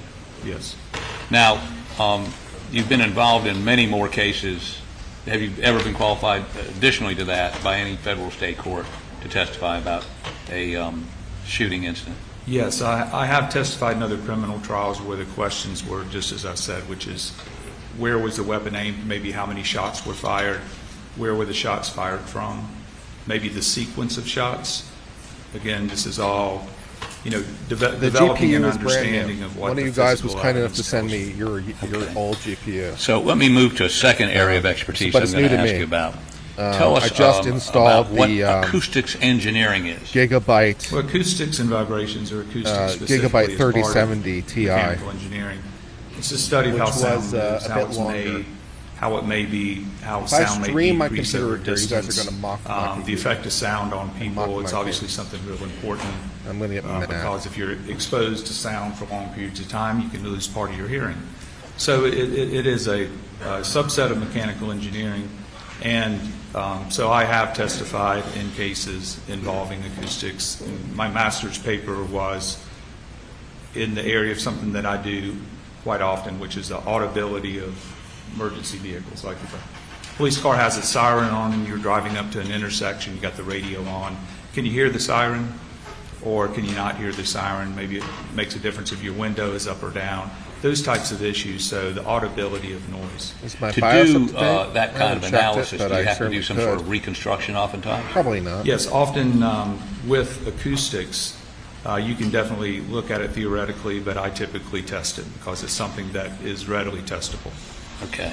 And you've been qualified, again, in at least one state, you've been qualified multiple times to testify as to acoustical engineering. Yes. And one of those cases was Koutourakis versus CSX in state court in Richmond, Virginia. Is that correct? Yes. And many other times also. Yes. Okay, the last area of expertise, all these are engineering related, correct? They are. Is accident reconstruction involving vehicles. Yes. And you've done that more than you've probably done the other two, correct? It is. Motor vehicle accidents, and again, it's just because there's so many of them. Throughout my career of 36 years, I've looked at probably a couple thousand motor vehicle wrecks. And again, you apply these same principles, data, and then you do engineering analysis of it, mathematics, trigonometry, those kinds of things. Is that correct? Yes. And you have been qualified multiple times on that issue Yes. as an expert to give an opinion. Yes. And again, going back to the other two, you've been qualified as an expert to give an opinion by many courts, several courts in shooting incident reconstruction, acoustics engineering, and in motor vehicle reconstruction. Is that correct? Yes, it is. Your Honor, I move that this witness be qualified as a expert in the three areas I just mentioned. Mr. State. He's admitted without objection as an expert in the fields that he's offered. Okay, so let's start off with the shooting instant reconstruction, okay? Yes. Now, have you prepared a PowerPoint? Well, back off. Back off. Strike that. Were you hired by myself and Mr. Griffin to do some analysis on what occurred at Moselle that resulted in the deaths of Paul and Maggie Murdaugh? Yes. And let's first of all talk about what's the process generally, and then we're going to put this PowerPoint up, or do you want me to put the PowerPoint up first? I can speak to that generally. So, Okay. I think I mentioned it earlier, but really the first steps in any investigation, if it's a little investigation, big investigation, my job and the people I work with and people in other companies that do what we do, you go collect facts. And in this case, this is typical, facts were collected. The crime scene was processed. There were a lot of pictures taken, things like that, by SLED. So that's one place that I can get facts. I typically do, and I did in this case, I go collect facts myself. So I went to Moselle, and it had changed. I went there about 18 months after the murders. I went in October of 22. But I was able to measure the Moselle property and look at the physical evidence, what was remaining, and then I was able to use that in conjunction with what SLED had done, because SLED had collected a lot of evidence at the scene that I looked at. Now, some of the evidence collected by SLED that you looked at were measurements made by SLED agent Worley, either the night of or soon after the incident, to things like shell casings, right? That is correct. And there's also pictures of those shell casings, correct? Yes. And also the location of Maggie's body and Paul's body. There were measurements done on both of those, correct? Yes. And did Agent Worley also find two bullet holes, one in the doghouse, one in the quail pen? Yes. And did she take Yeah, the measurements fans are there? running at 100% right now. And were those important to your calculation? All three fans They were. and the It was, CPU fan are all running at 100%. what I was looking at, I at have them least set manually my to role 100%. when looking at the crime scene, or the And side of the still hot, crime, So, the questions that I was being asked. Okay, so do we have the PowerPoint, please?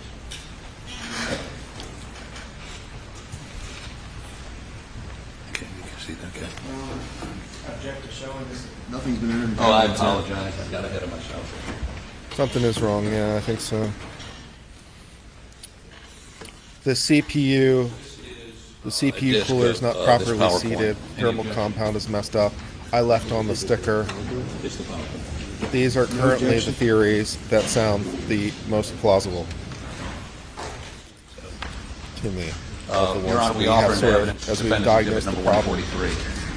It's like, well, Without objection, I believe. the fans are running, airflow seems to be okay. So, And Your Honor, How long has the CPU been in there? It's been a while. Okay, let's just walk through the PowerPoint. Go to the next slide, please. Okay, now this is titled Shot Trajectories as Measured by Special Agent Worley. Are these what we're talking about, measurements she made? Yes. Weird using Okay, next CPU slide, percentage. please. Quail pen. Let's take a look. Go ahead. Now, what are we looking at here? So this is what I call the quail pen, and it's a small animal cage. Only it's been referred 16% to, of the CPU is but working, like and it's of a that, bird cage, and it's up 12% against apparently is the building or the ground. barn, the hangar. I think it's been called several things. It's up underneath the roof. Okay, So now if you nothing went seems to be running in the- perpendicular to that out, would you run into the dog kennels? Yes. Okay, so this is across from the dog kennels, Everything looks and that is about quail right. pen. Yes, and this particular photograph was taken the night of the murder. So the first few pictures just show the points of evidence that were of NVIDIA interest broadcast to me. is greedy And on the then GPU. what happened later on, it was the next month, I believe it was July the 6th, Special Agent Worley went back and actually took some measurements. Yeah, it runs the she used GPU pretty basically hard. a common technique where you try to get more For information NVIDIA about these bullet broadcast. holes. Okay, next. And what is this we're looking at? It's a little bit 37%. closer view of the quail pen, and what Let you me have there on uninstall the side of the NVIDIA quail broadcast pens, and that would just be the run it off side voice that's mode really instead. facing This is taking too crime much scene. GPU space. Right. It's made out of like a fiber board, a little bit more robust than cardboard. It's like a fiber board, so you can penetrate it easily. And there was a bullet hole basically in the center of it. Okay, next slide. That would be that bullet Check hole. 1, 2. That is the bullet hole, and 1, 2. if you were able to zoom in a little bit and look carefully, you'd be that'll able to save see what's myself called a some bullet GPU. wipe. It's down. It's if that was a tiny little clock, it'd be just under 3 o'clock. And so 1, 2, when I 1, looked 2. at that, it Hello, looked like the everyone, bullet once in a was while, on an reference upward for trajectory, $2. a small one, but an upward trajectory. And what the bullet wipe is when the bullet comes out of the barrel of the gun, it's going to have products of the bullet being fired. And when it enters sheetrock or a car door or a piece of plywood, you commonly see that lead-in mark where the bullet goes into a piece of material. Can we make that bigger? There we go. Okay. So how about step down here for just a second, and there's a pointer right behind you. Your Honor, may he step down? Okay. Grab that pointer right there. Okay. And would you point out for the jury, please, that you call it a bullet wipe? Yeah, so when you look at the entry,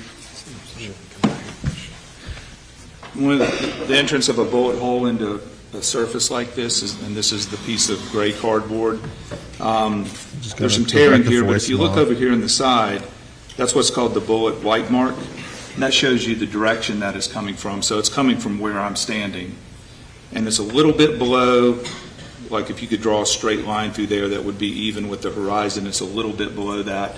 So right away that told me that this bullet, when it penetrated this piece of material here, that it one was exhaust fan, traveling that's right. upwards 2 intake and fans. I have from 2 right intake to fans. left. Okay. GPU Let me see fan, the next slide. just in CPU case. fan, and an outtake fan. Okay. So yeah, there are 2 cases. There are 2 fans in the front of the case. Any way to make that a little bigger? 1 fan on the back of the case. While he's doing that, what are we looking at here? This is a photograph from Special Agent Worley's trip to the crime scene. I think it was the next month, July the 6th. And what's going on here? So this bullet, it penetrates this quail pen and actually goes through the wall of the hangar too. It goes through several layers of material. And a common technique to try to figure out what is the angle of that shot, you take something like this.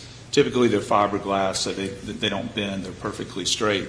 And you insert that rod through the bullet hole, and then what you do is you measure this rod. So right now she's measuring what's called the vertical angle. So if I was measuring that's the angle of the shot, like to the TV I've had this right case here. for a long time. So vertical angle is this way. Was the bullet going up, or was it going down, or It's was it called a going silent straight in? master or something like that. And It's what- meant to what be did extra that, silent. And it's silent, so.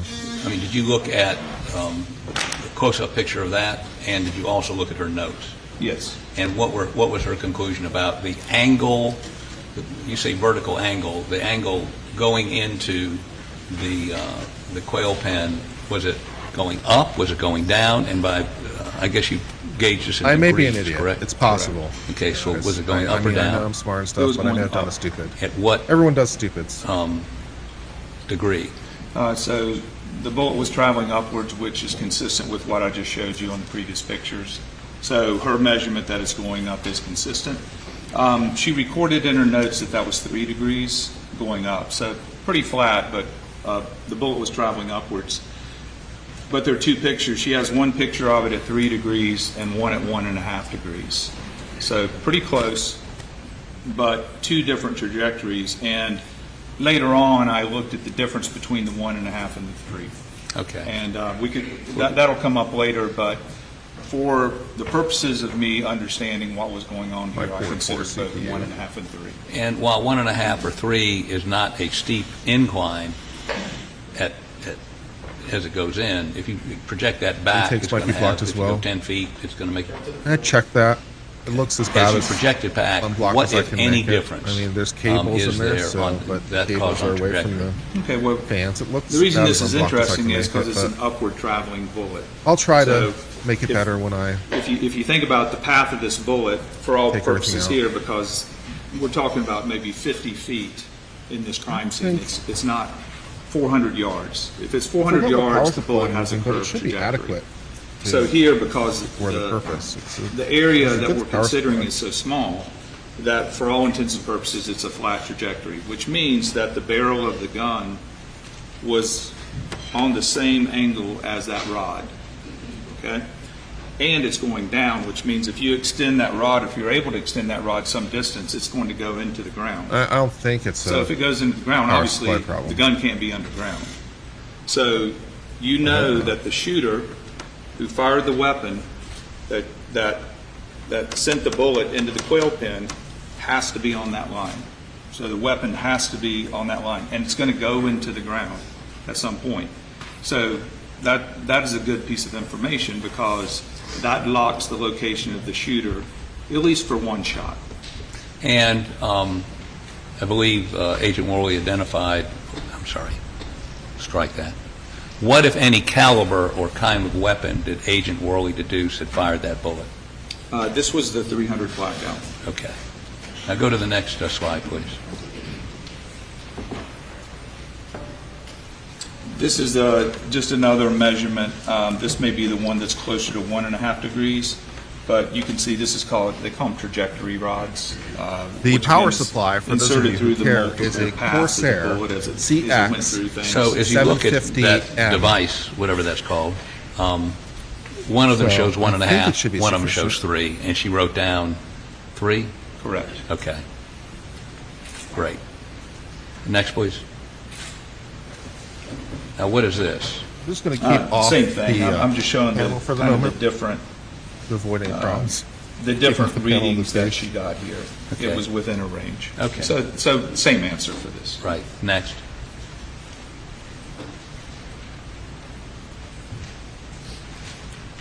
Okay, so what are we looking at now?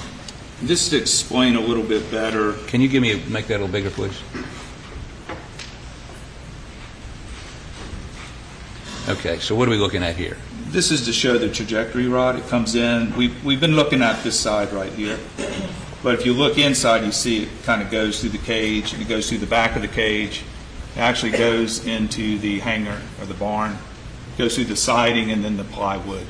So that is that same rod, except that's the inside going out. Correct? That's the inside. I was just trying to show the technique, and this technique is a technique that is used often. There are other ways to do it, and we may talk about it later, but this is a technique that's often used to come up with this line of fire, or the path that bullet took, because if you consider the path of the bullet, you may be able to conclude something from that. Okay, next. It's just more of the same. This is the trajectory rod inside the cage or the quail pen. Okay, More of the same. next. More of the same. But these are, okay, wait 1 second. So these pictures just depict that rod coming from the outside, going through the quail pen, and through the wall behind the quail pen.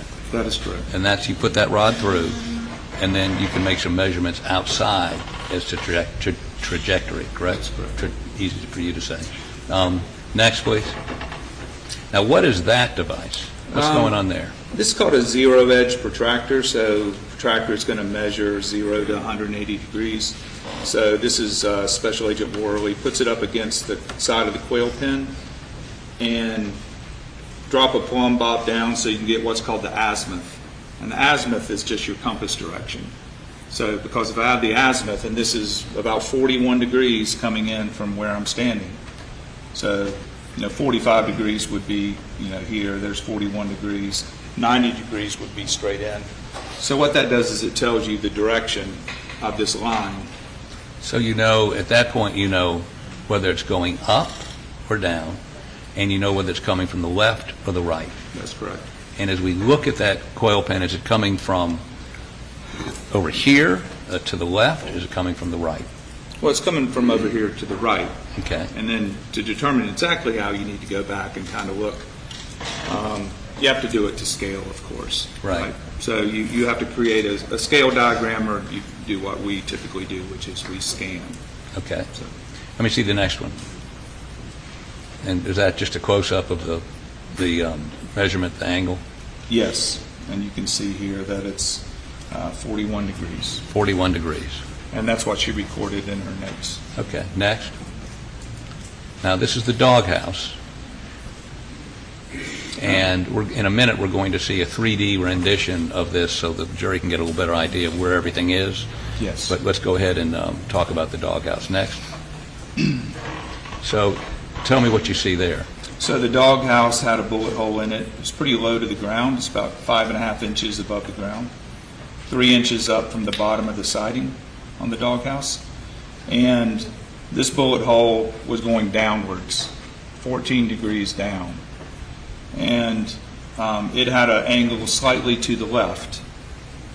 And so kind of the same way that you can think about the one that was going up, you can think about the one that's going down. So if put a trajectory rod in, we'll see that in a second, it's going to be sticking upwards like that. So you can go up that trajectory rod to a point where it makes no sense, like the shooter would have to be on a ladder, right? So that what that does is it tells you where that shot came from, and it puts a limit on where that shooter could be. Just the same way that the shot trajectory would disappear into the ground makes no sense. Shot trajectory that's up at 10 feet doesn't make any difference either. It doesn't make any sense. Right. Let me see the next slide. Okay, and what is that?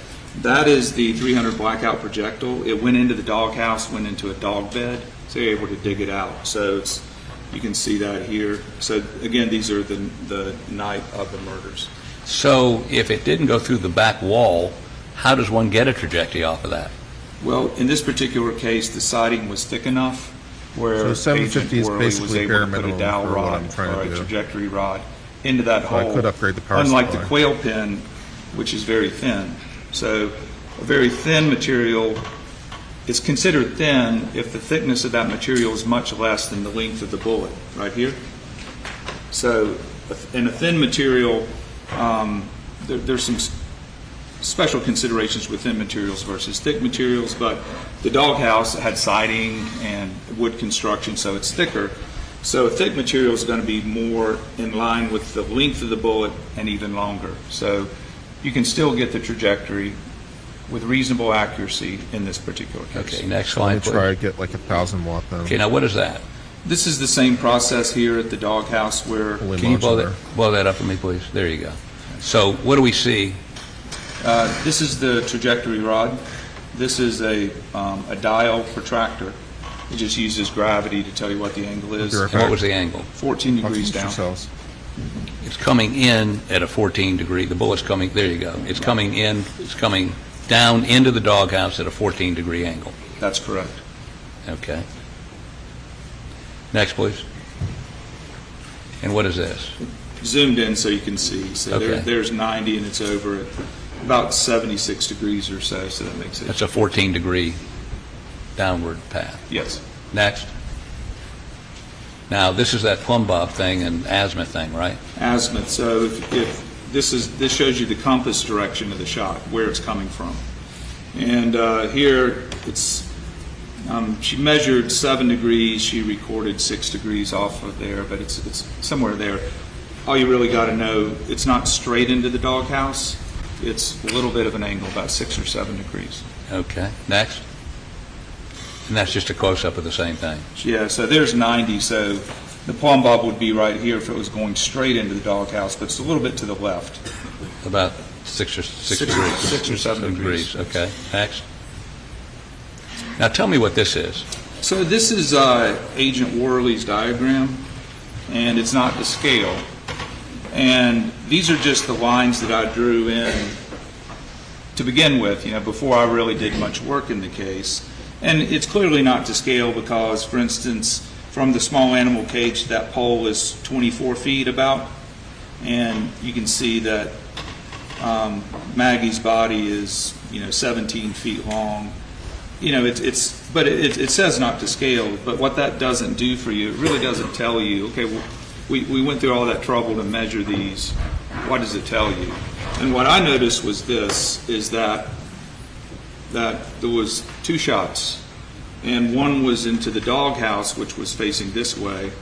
One was into the quail pen, which is like facing the way of this desk here. That's 2 totally different directions. So the first thing that would be good to do is to draw those lines backwards and see where they cross, right? And where they cross, is there anything of interest there, right? Are there footprints or something? In this case, there was, but not footprints. But that's what you do here. And so the thing you're looking at is let's figure out what this is telling us, which is these 2 lines are going to cross somewhere. Well, and this is not to scale, so it doesn't tell you much about it. It doesn't really tell us much because they don't cross at the right spot. Right. Yeah. But in terms of the relationship of different objects, we see the quail pen, and it looks like it is, again, perpendicular to the dog kennels, correct? Yes. Okay. Next. Okay, so this is your reconstruction. And maybe you ought to go ahead and take your... you want to do it from down here or up there? I can sit up there. Well, wait 1 second. Let me see what this does. Next. Go ahead. And this is a AVI file. This is... well, I can explain. Was it a video? It is a video. Yeah, go ahead and play it, and then we may play it again. I want you to explain it after they look at it. Go ahead.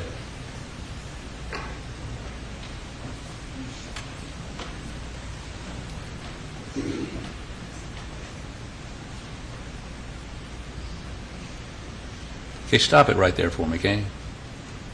Stop it right. There you go. So we see the doghouse. The quail point where we just flew by it. Oh, wait a minute, she's starting over again. Okay, go ahead and start.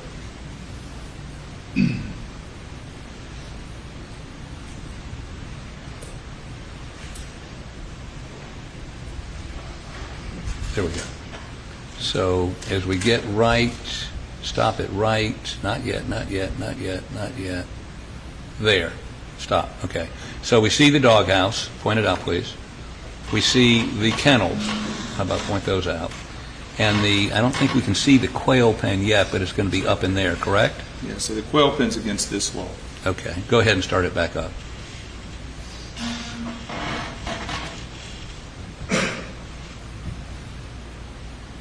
And stop it.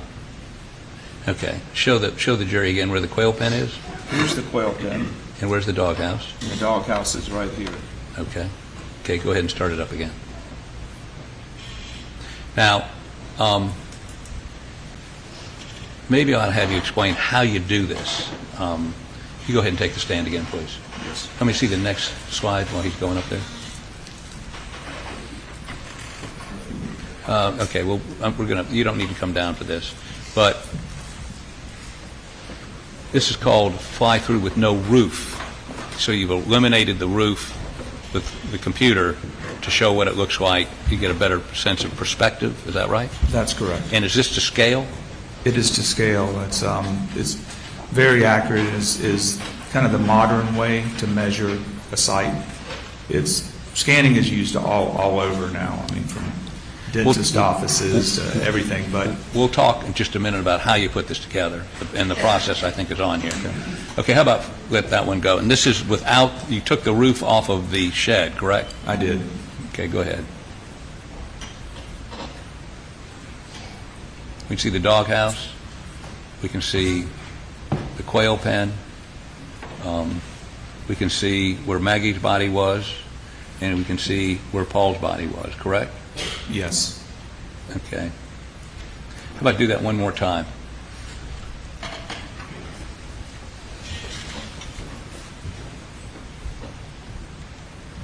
That would be Maggie's body near the doghouse? Yes. And that would be Paul's body over here, correct? That's correct. Okay, keep going.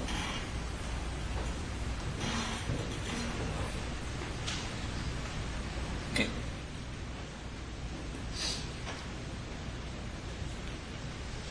And why did you do this particular visual? What, does that make it easier to see where everything is relative to each other? Yes.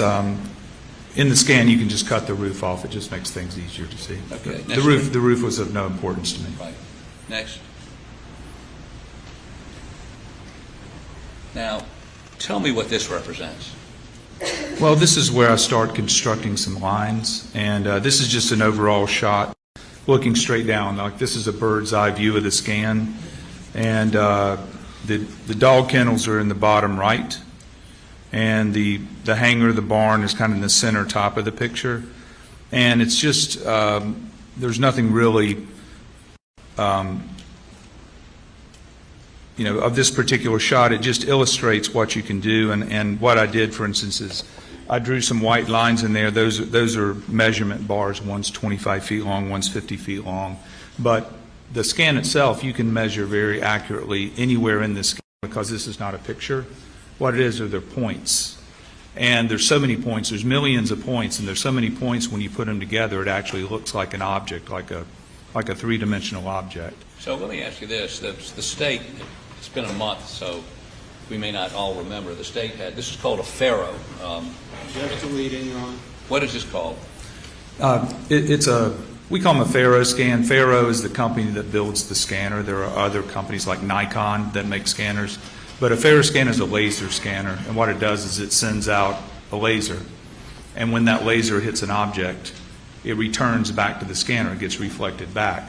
Depending on how much time that takes, it can figure out how far away that object is, and we're talking about a very small point. And then what it does is, because the scanner is spinning around this way and a mirror is spinning this way, it knows where that point is in space. And then what it also does to make it look better, it spins the camera around, and then the camera applies more information to all these points. So what you end up with are millions of points. Like if you scan the front yard of this courthouse, you get trees, you get signs, you get people kind of ghosting by as they walk through the scan. It picks up everything. So does law enforcement use Faro? Yes, they did do a Faro scan. I have seen their fly through, like we just showed you, but that's the only thing that I've seen. So they did, again, it is a common technique in our field used to measure things, because you don't have to take 100 measurements with a tape measure, and it's much more accurate. And SLED, I believe you just said, did a Faro scan of the same murder site. They did. And I think we played it, it's been a month, but I think I played it a month ago. Objection, Your Honor. Fine. Objection sustained. At some point in this trial, are you familiar with the fact of whether their Faro scan, SLED's Faro scan was played? Yes. Okay. And is their Faro scan as detailed as yours? I would have to compare them, but it should basically be the same thing. Their scan and our scan should be the same, because it's a highly precise instrument. And okay. Let's go to the next slide. The only difference would be they did it in July. And you did it in? October of 22. Okay. Now what is this depict? So the next thing I wanted to do, other than reconstruct the shot trajectories like we said before, I wanted to know where the evidence markers were. So what this here is, I took Special Agent Worley's measurements, she had measured to a bunch of different things, including the head and feet of the victims, and then also to those little yellow evidence marker tags. And the evidence markers that I was most interested in were numbers 2 through 7, which would have been the empty cartridge cases from the 300 blackout. But what I did was I created a CAD diagram to scale of Agent Worley's measurements. Okay, what's a CAD diagram? It's just computer-aided drawing. It's a drawing package, so you can do a scale diagram. Now she did this just measuring from a pole, a post, and whatnot. But we have a technique. When we scanned in 22, obviously these markers were not there, but we had lots of photographs of them.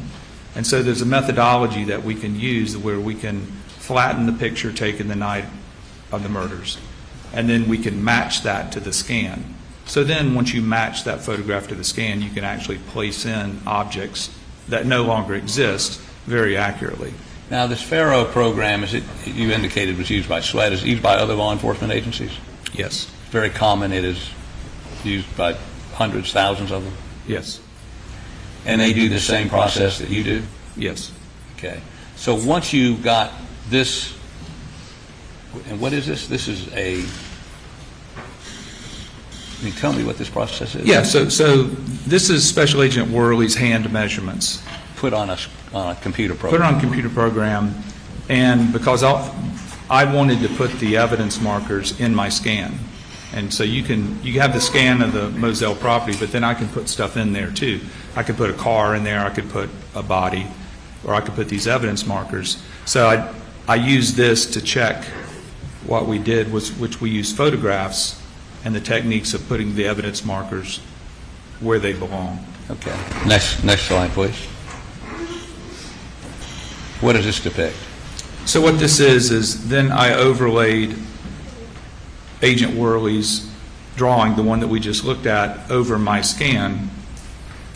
And I use that, if you were able to zoom in a little bit, I don't know if it may be a little bit hard for you guys to see, but those circles with the crosses in them are Special Agent Worley's measurements, and then either touching them or inside of them are the evidence markers that got placed by what we call reverse camera projection, which is just a fancy name of, we can take the information from a photograph taken the night of the murders, and we can attach that to our scan, and then if we want to, we can put missing objects in there, which is what we did here. Okay, go ahead.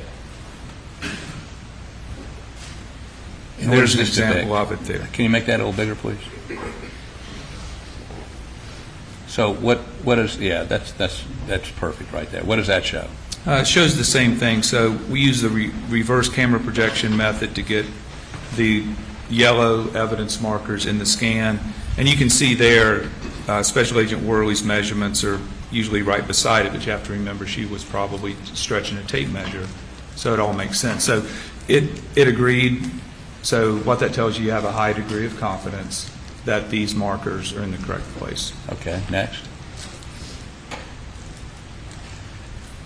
Now, what does this depict? Well, it's a it is a video. Okay, if go you ahead and play that show video. the whole screen. Yeah, we need the whole screen and play the video, please. Okay.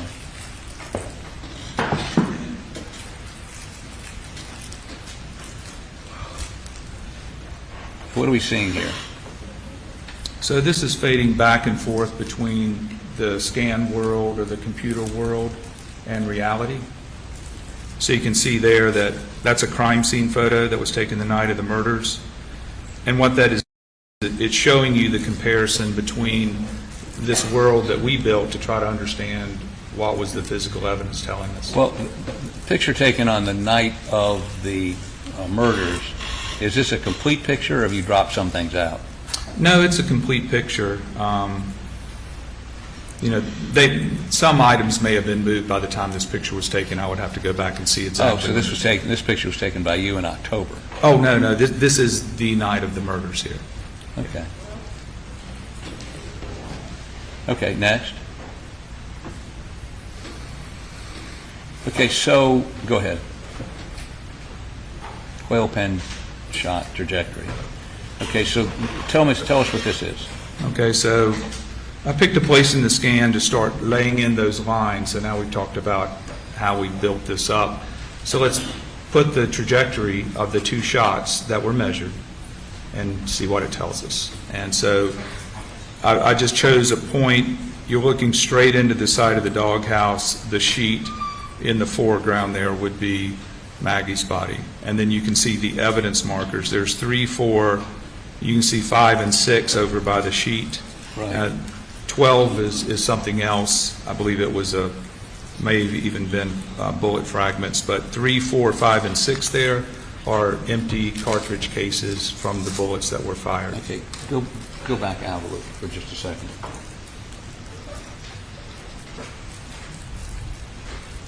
There you go.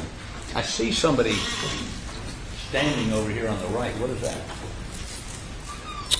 That was probably one of my engineers or somebody I work with who was doing some other task. Okay. So when you scan, if you stand still long enough, it'll scan you. Scan you in, okay. Yes. Next. Now, what are those two green lines? The two green lines are the shot trajectories into the quail pen. And why are there two? Because one is at 1.5 degrees up and one is at 3 degrees up. Okay. In this projection, in terms I understand, if you took the dowel that she put through the hole. Objection sustained. Sorry, Your Honor, I was trying to get it in terms I understood. Let me see if we can get to the same place. Tell us what that depicts in terms that I can understand. Yes, so that is the flight path of the bullet somewhere along that line. And so it's trigonometry. It's not any more complicated than that. I don't know if that's too complicated for you, but it's just trigonometry. These lines, are they put in there by you manually, or are they computed by the program?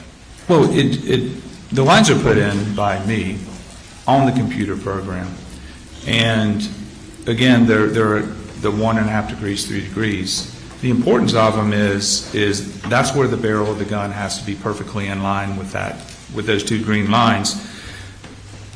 But right now, without knowing anything else, you could slide that gun up and down that green line, and it could be anywhere, right? So, but you start looking at other pieces of evidence, and so what you would have is well, what other pieces of evidence we have? I looked at this and I said, well, where does this shot trajectory go? Well, it goes almost right over Maggie's body, very close to it, right close to the feet. That's one thing.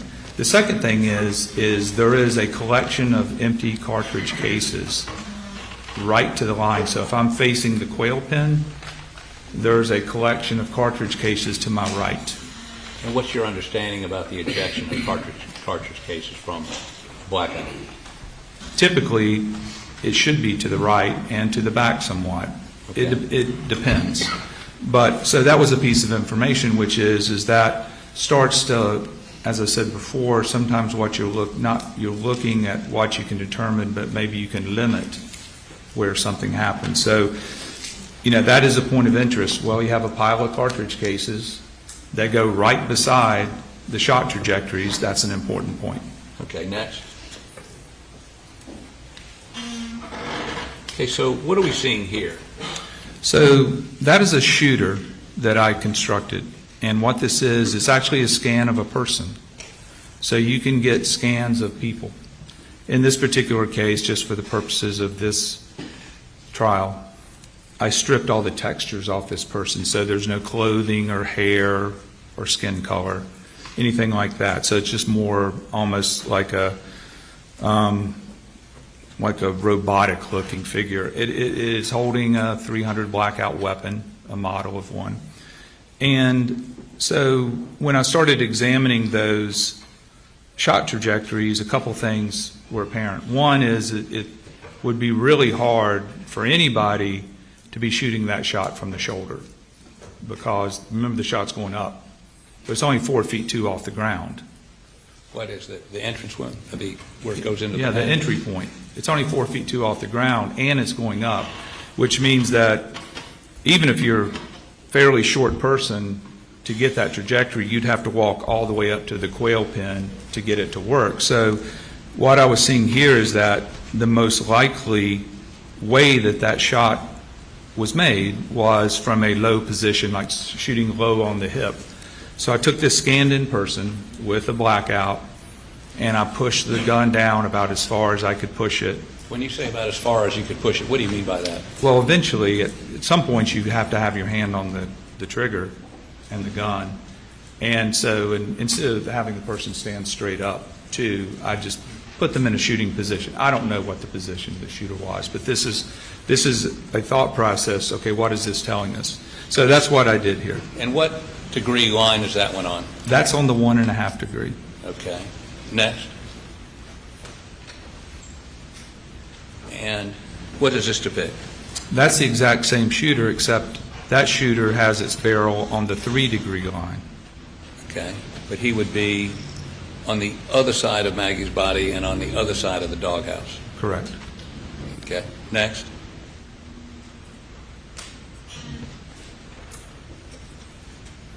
Okay, now this has 2 individuals in it.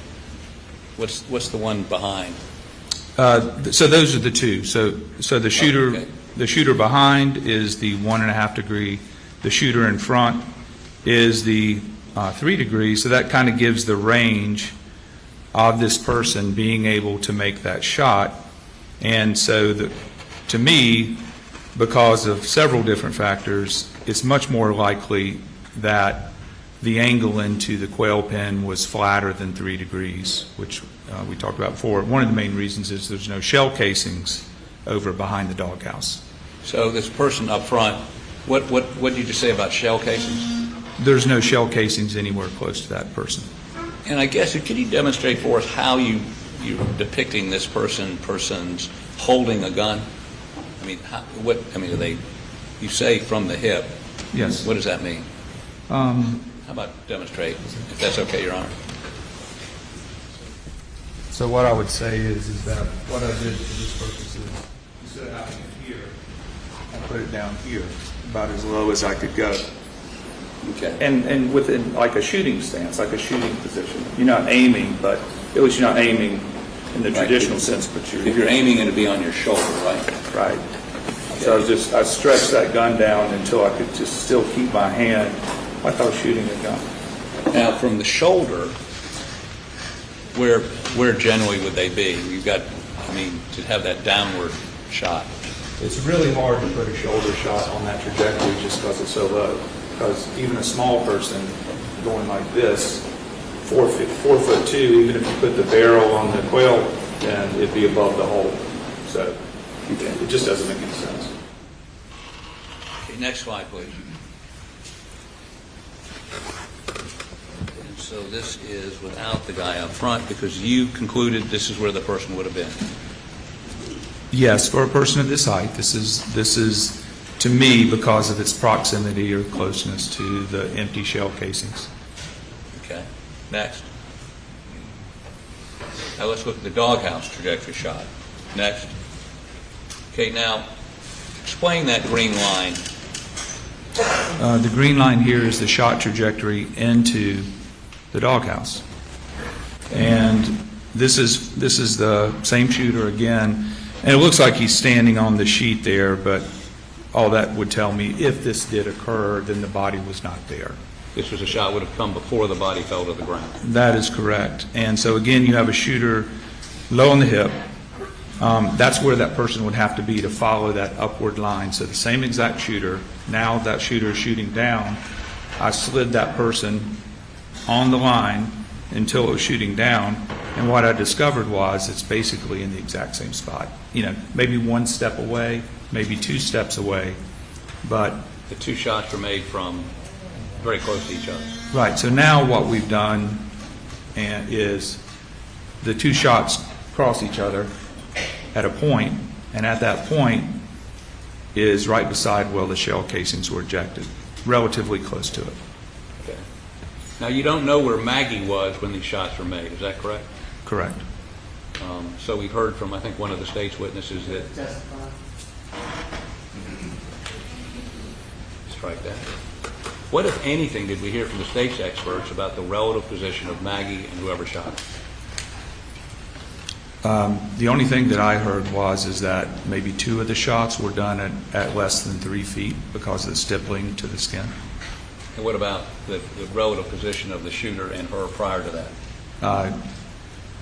Nothing specific or definitive. Okay. So, let's see the next slide. What is that? This is a shooter, because this shot's going down, this shooter is shooting from the shoulder, which can be done with this shot. And if you're shooting from the shoulder, you got to be further back. So that's just to illustrate, that's the range of possibility, from the shoulder, from the hip. Or down low, those two we just saw. Is that also consistent with where the shell casings are? It is. That could be consistent too. Okay. Next slide, please. Both shots. Go ahead. So what does this depict? So this is the shooter making both shots. And you'll see, and there's a couple different angles I could show you, but they're really close. And they're in the right location relative to the empty shell casings. Okay. So what that says, I'm not saying it's exactly there because there's some variables to it, but I find it interesting that the 2 shot trajectories cross at a point where both shots can be made and they're at the right location relative to those empty shell casings. So in my opinion, when these 2 shots were made, at least these 2 shots, that the shooter was standing right in that area.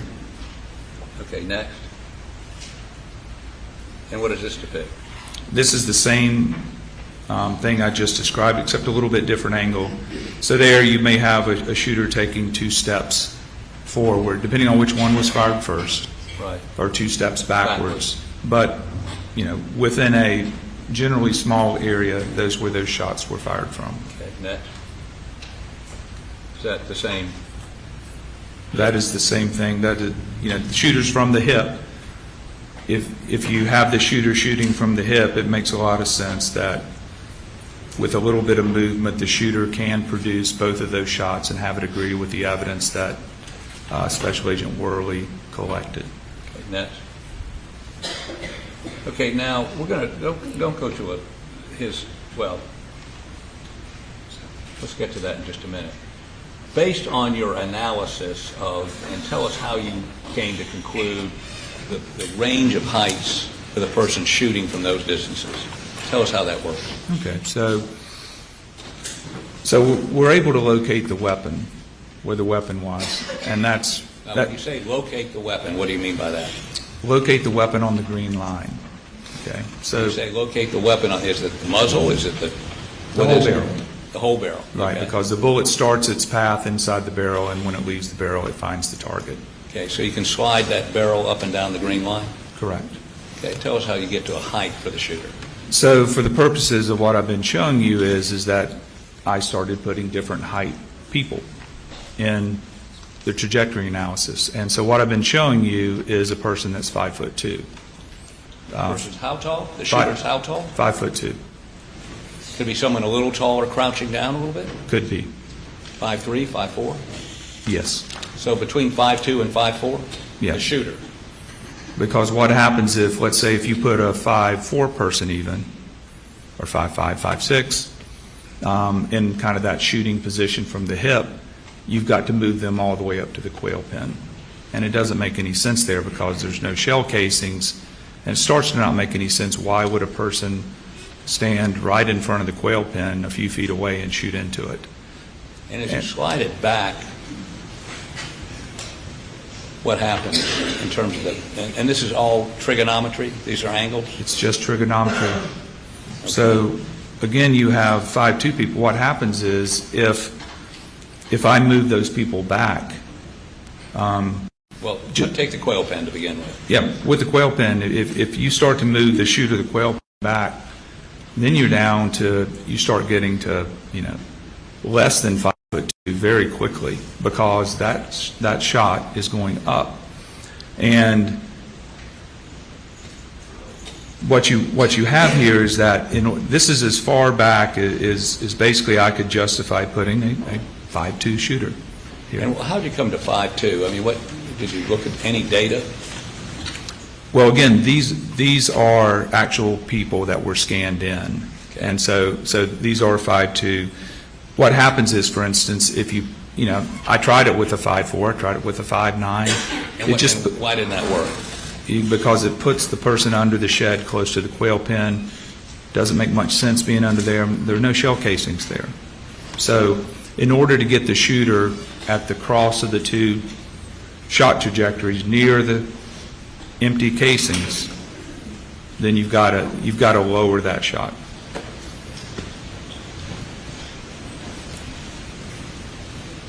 Okay, next slide, please. Okay, let's look at this. Okay, some measurements. We don't need to look at each one of these, but go ahead. Go ahead. Go ahead. Go ahead. Now, let's hold on for 1 second before we go to that. So, in terms of Alex Murdaugh, who is, how tall is he? 6'3", 6'4". Okay. And you took a measurement of him this morning, correct? Yes. And what did you measure? I measured to his kneecap. To his kneecap. Yes. And how much? What was the distance between the bottom of his foot and his kneecap? 25 inches. Okay, now explain why that's relevant to what we're talking about. Well, I mean, the obvious question is well, what if you were 6'4" and not 5'2"? What does that mean? So, what that means is that the shooting hand, the bottom of the shooting hand, for somebody the height of Alex Murdaugh would be right at and below his kneecap. So his shooting hand would be below his kneecap? Yes. What does that tell you? Well, it puts the shooter or whoever fired the weapon, if they were that tall, it puts them in an unrealistic shooting position. It's not an aiming position. It's not a shooting position.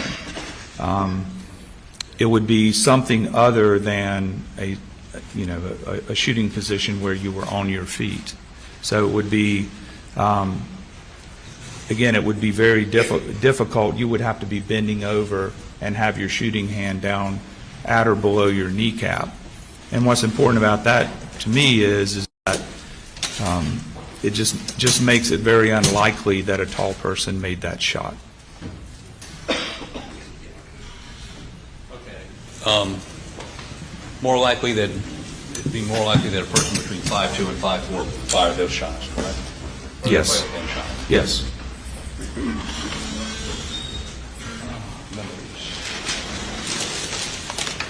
Can I have, yeah. Maybe.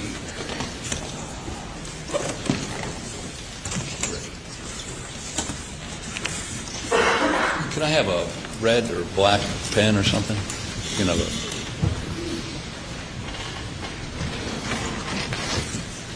I think I'll take the red one. Okay, yeah, that's fine. That's right there. Thanks. So, I had one of these, the shots you had with the shooters and their alignment blown out. Can you step down here, please? And bring the point.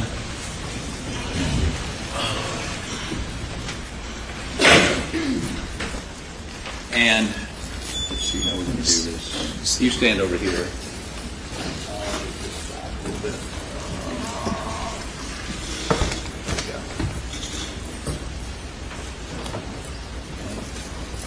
And so,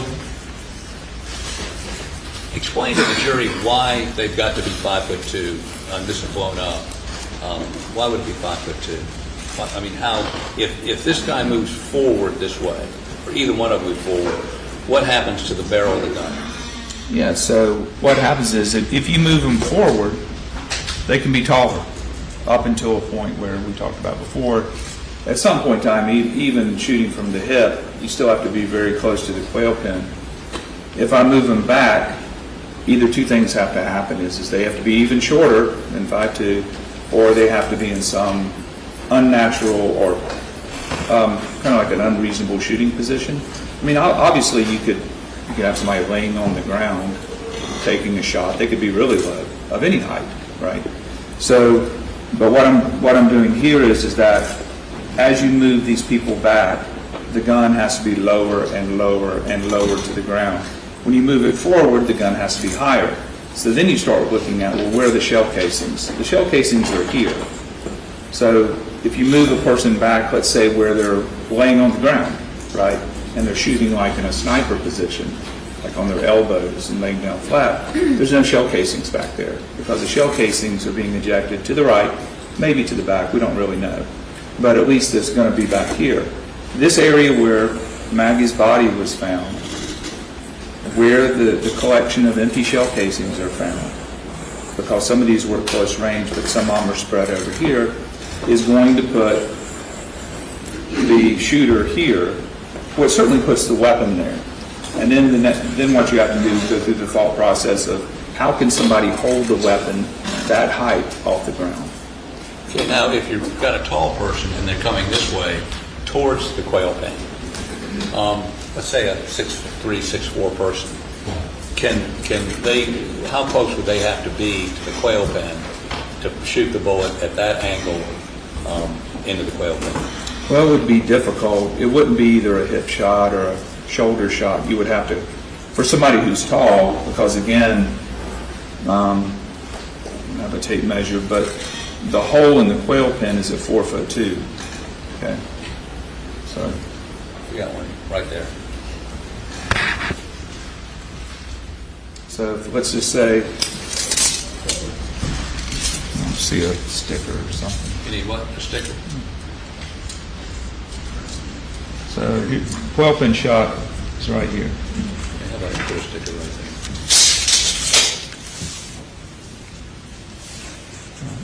there? Okay, so that's the height it went into the quail pen. Right. 5'10". Right. Right. Shoes on maybe 5'11". Right. So it's going 3 degrees up. So I'm saying that's about flat. Let's just say that's 3 degrees. Now I'm standing at the quail pen. I would have to do like that, or I could do this, right? Not from the hip. I'd have to come in here like this, which of course is possible, right? Just like that. What about 6'4"? And if you're 6'4", it would be, a lot taller than I am.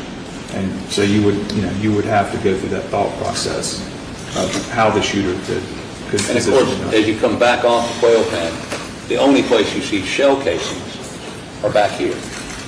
Yes. The empty shell casings, there's some right by the body, there's one underneath the body, and then I believe it's 2, 3, and 4 are here, 5, 6, and 7 are here, but 2, 3, and 4 are here, like the shells are being ejected to the right and maybe slightly backwards. And so, can you say to a degree of engineering certainty, more probably than not, that whoever shot this shot, or these shots, well, first of all, the quail pen shot was 5'2" to 5'4"? That is the most likely explanation, yes. Okay. And we know that Alex is 6'4". Yes. So could you say to a degree of engineering certainty, more probably than not, that Alex Murdaugh on the night of June 7th did not fire that shot into the quail pen? In my opinion, it's very unlikely that he fired that shot. Okay, now, in reviewing the SWED file, did you see whether or not they did any analysis like this? Have you seen any charts, any pharaohs, anything indicating that SWED ever looked at these shot angles before? No. Okay, go ahead and take the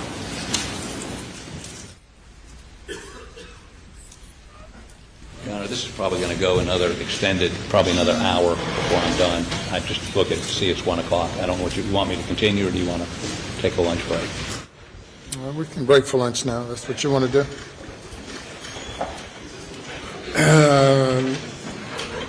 Ladies and gentlemen, we will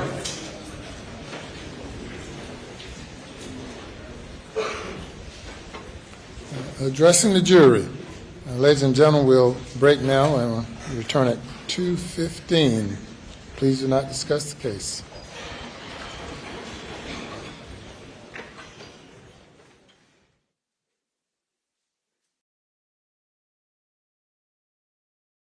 All right, so I have a couple wrap-up thoughts and stream so that I can go to Best Buy and get some thermal compound so I can do some repairs during lunch in the hopes that that will fix the problem. So I think his testimony is really, really interesting. I like his certifications. I like his background. Mechanical engineer. He's a math guy.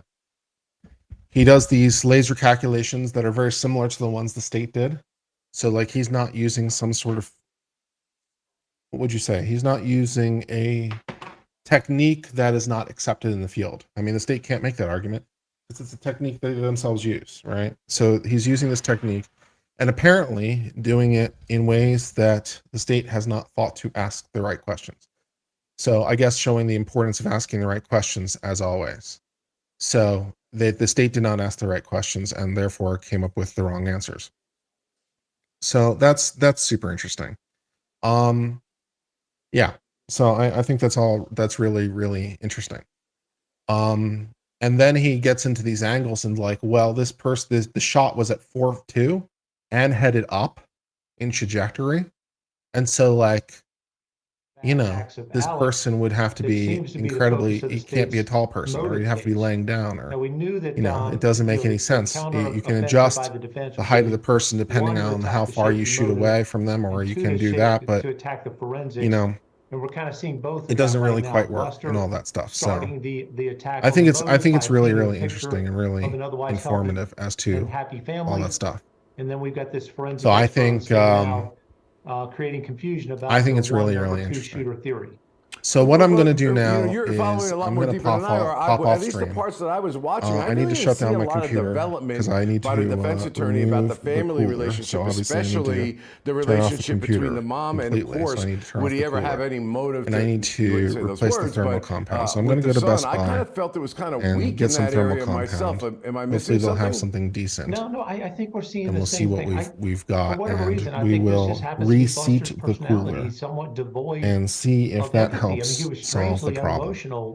Talking about, so and with the CPU temperatures and stuff.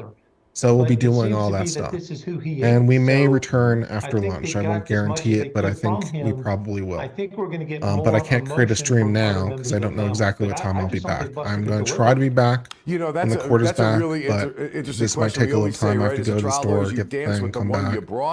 It'll take a second. Court TV's not muted. Oh my God. Forgot to mute them. I'm sorry. So I forgot to mute them. I'm sorry for the audio issues. I forgot to deal with it. Anyways.